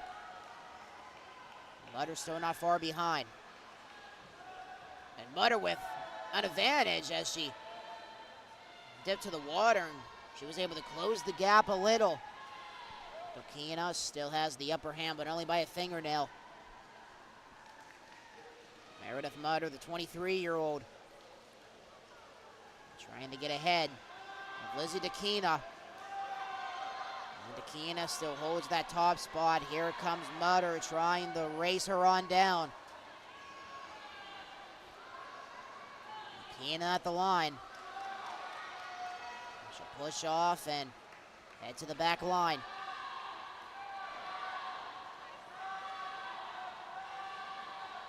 Mutter swimming hard, seeing if she can close the gap. Trying to get even with Dokina. Lizzie Dokina staying in the groove, hitting her marks.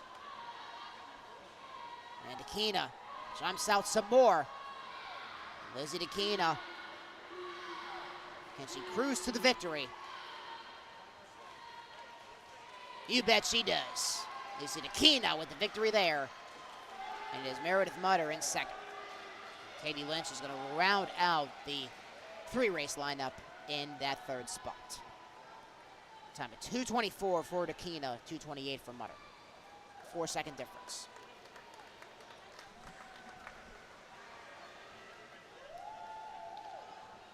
All 8 lanes occupied again.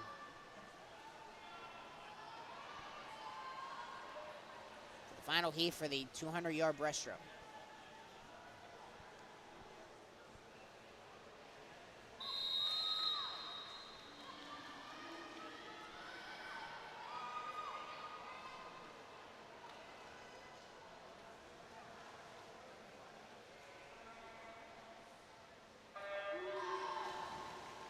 Here we go, all 8 lanes. You can come out with the win.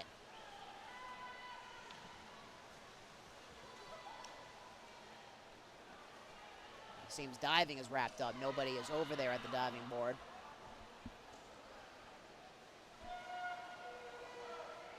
Seems we just got our final events here with the breaststrokes. Men still have to take their turn, and then we got the 50-yard freestyles.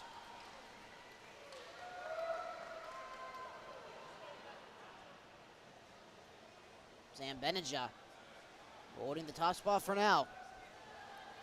Grace Holman not too far behind. She's in lane 3.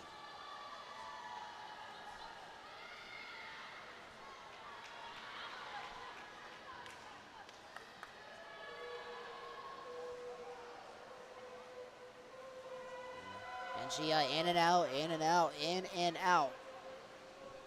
Touch to the wall, and she'll head back with the lead still in lane 5. Trying to get a run going against Annie Shee. Bucknell and the Bearcats hold the podium positions as Shee has the advantage now over third place Holman. It's neck and neck for the runner-up spot.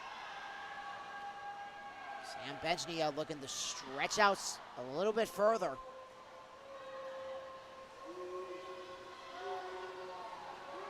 Now the final 3 touches.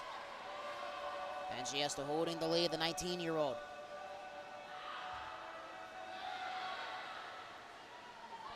There she goes to the back line.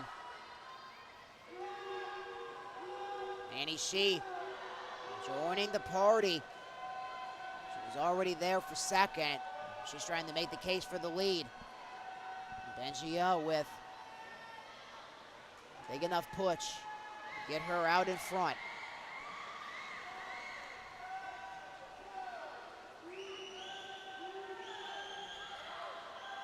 Benjia to the line.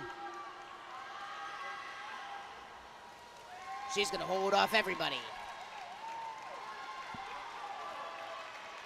Time of 2:23.63. In second place is Shee with a 2:25.44. 2-second difference.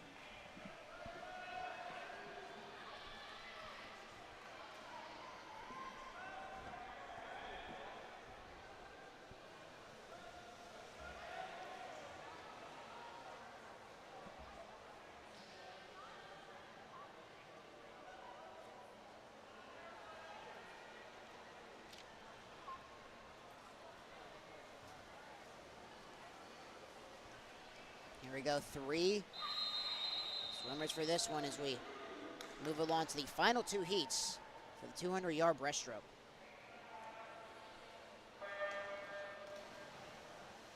Peta in lane 3, Simmons lane 4, Lambert in lane 5.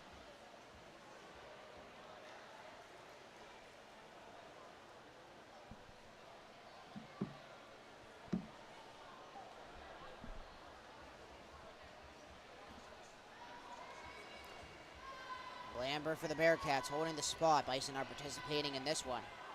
They're not participating in Heat 2 either.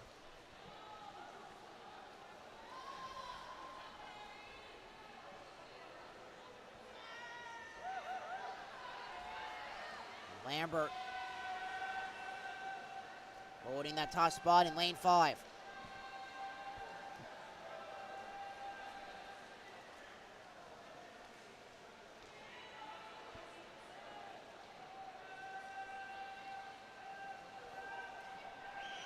Simmons trying to race ahead, but now he's looking for the battle for third with his teammate.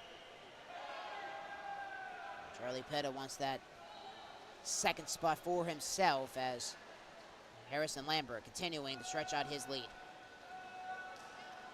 Maybe a little too much for the 2 Pirates to recover, so it seems Harrison Lambert, if everything stays right, he'll get the victory in the final, or the second to last, 200-yard competition here this afternoon.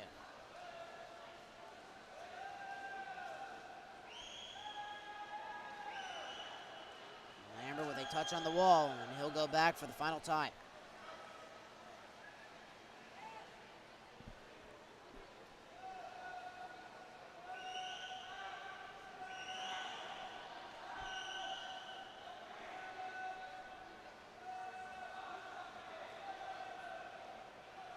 Lambert, a perfect push-off.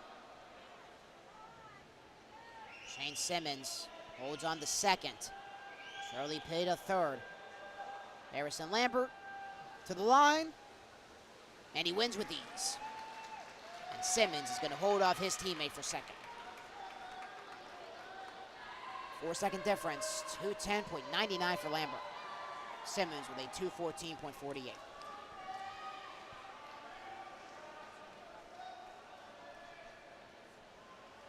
David Ponce for Binghamton in lane 2 is on Zhang in lane 4. Cam Stetzer lane 5. Logan Shriver lane 6. Julius Tgolne in lane 7. There's only one Pirate. It's Ben Embrasey. Number 1 gets on the plank. Let's see if Ben Embrasey can hold on against 5 Bearcats.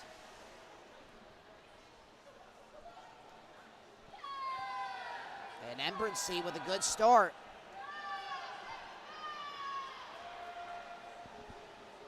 David Ponce right next to him. To his left and the man to his right. That's on Zhang. That was a good race. And Ben Embrasey, the only Pirate in this final heat for the men's 200-yard breaststroke, holds the lead. Cam Stetzer has something to say about that. Neck and neck with the lead, and right in that sandwich is Zhang.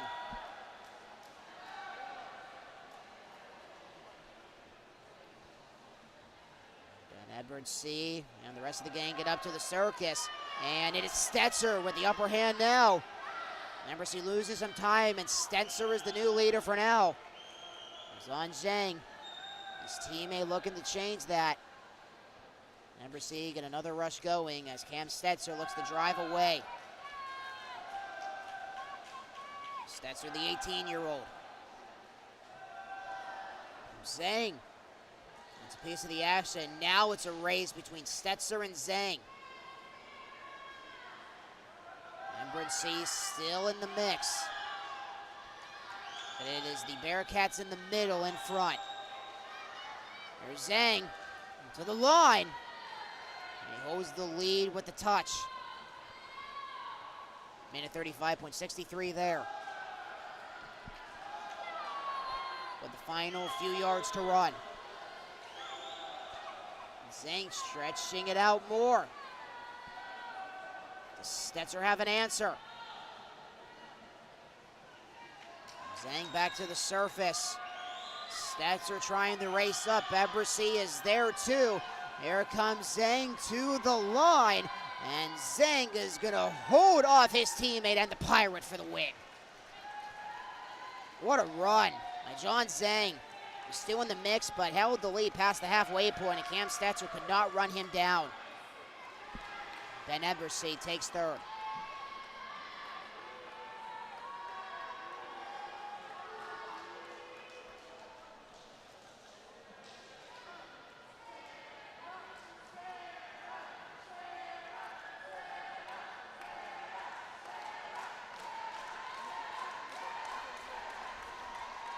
So now we move to our grand finale.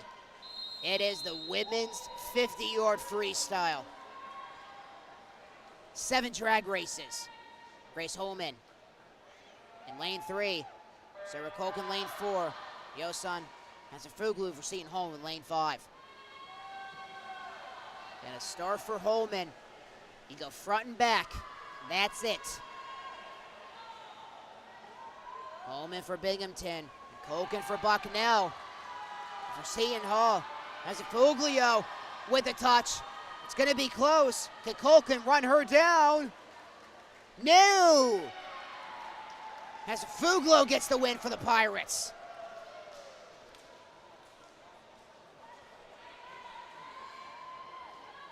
(26-18). It's the final number. Binghamton and Bucknell and Heat 2. Got 4 heats here. Bucknell occupying 6 and 7. Hannah Bingley in 6. And Tyler Bugle in 7th.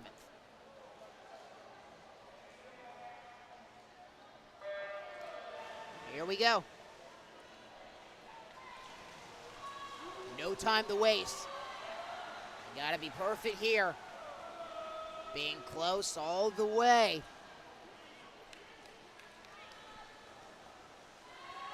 Smith-Salzburg with that outer edge, but here come the Bison. It's Bigley to the line, and Bigley gets the win.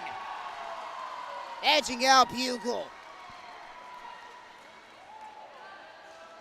She'll come home third, and a good response for Lauren Kuzma, who takes second.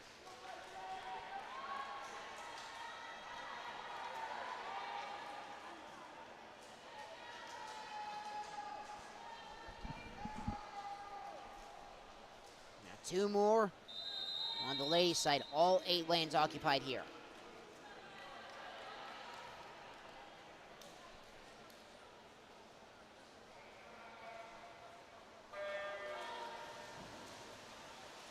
Same mindset, down and back, gotta be the first to touch.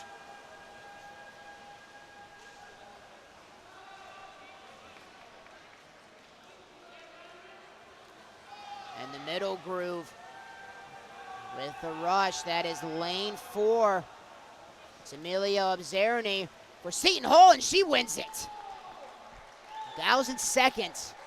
Sunderhoff in third.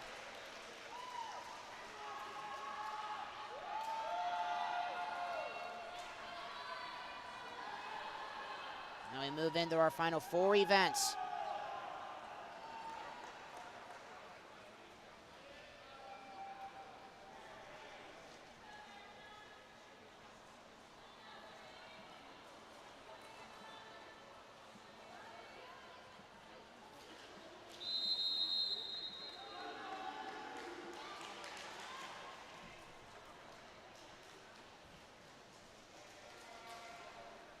Now we go to our final ladies event of the invite. Who's going to be the last to get out of the pool victorious? It's 1, 2, and 3 with the upper hand. Moyler, Nowak, and Kelly. Kelly with a rush, trying to run lane 5 down. It's Hazel. Kelly with the one final push for the win, and it goes to Hazel, beating out Kelly. 23.92 for Hazel and 24.05 for Kelly. A 1/10 of a second And the Pirates get the last win for the ladies.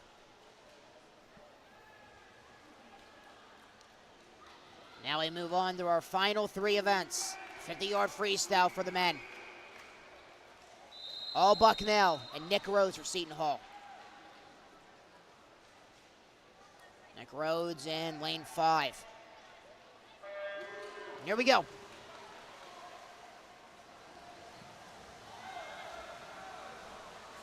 Bucknell with 6 chances here. And can Nick Rhodes come away with 1?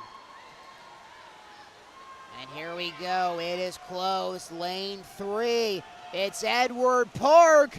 Did he get it? It's close. But it's going to go to Lombardi. Hagedorn in second.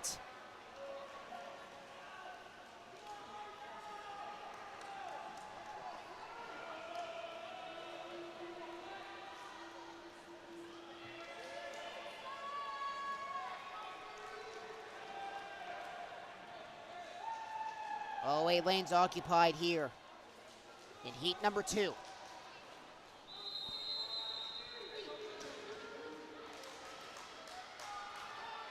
After this, we'll wrap things up. Second to last heat here, and then we'll wrap things up, and we'll see where everybody is going to go for the next few weeks of the season. Another drag race. Who's it going to be? Lane 4 with the edge. It's Kopak. Kopak racing down with Kamizuski at the line. Who's got it? Kopak wins it for the Bison. Kamizuski in second. 21.16 for Kopak. Kamizuski 21.30. And now we move along to our final event of the invite. Final heat for the men's 50-yard freestyle.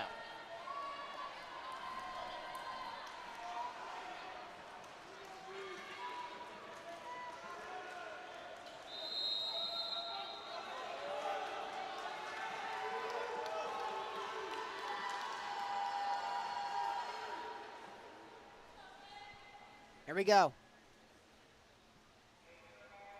The final 50 yards of the 2024 Bucknell Bison Fall Invite. It's close all the way around. It's going to be tight. Coming to the line, the Bison on that far side. It's Colin Smith in lane 4 running it down, and the final victory goes to Lanphier and the Bearcats. Smith closing home in second. 20.66 is the final win time. Lanphier with the win. Colin Smith finishing it off with a 21.01. And guess what, my friends? That is it. The 2024 Bucknell Bison Fall Swimming and Diving Invite comes to an end. My goodness. Boy, didn't we have fun today.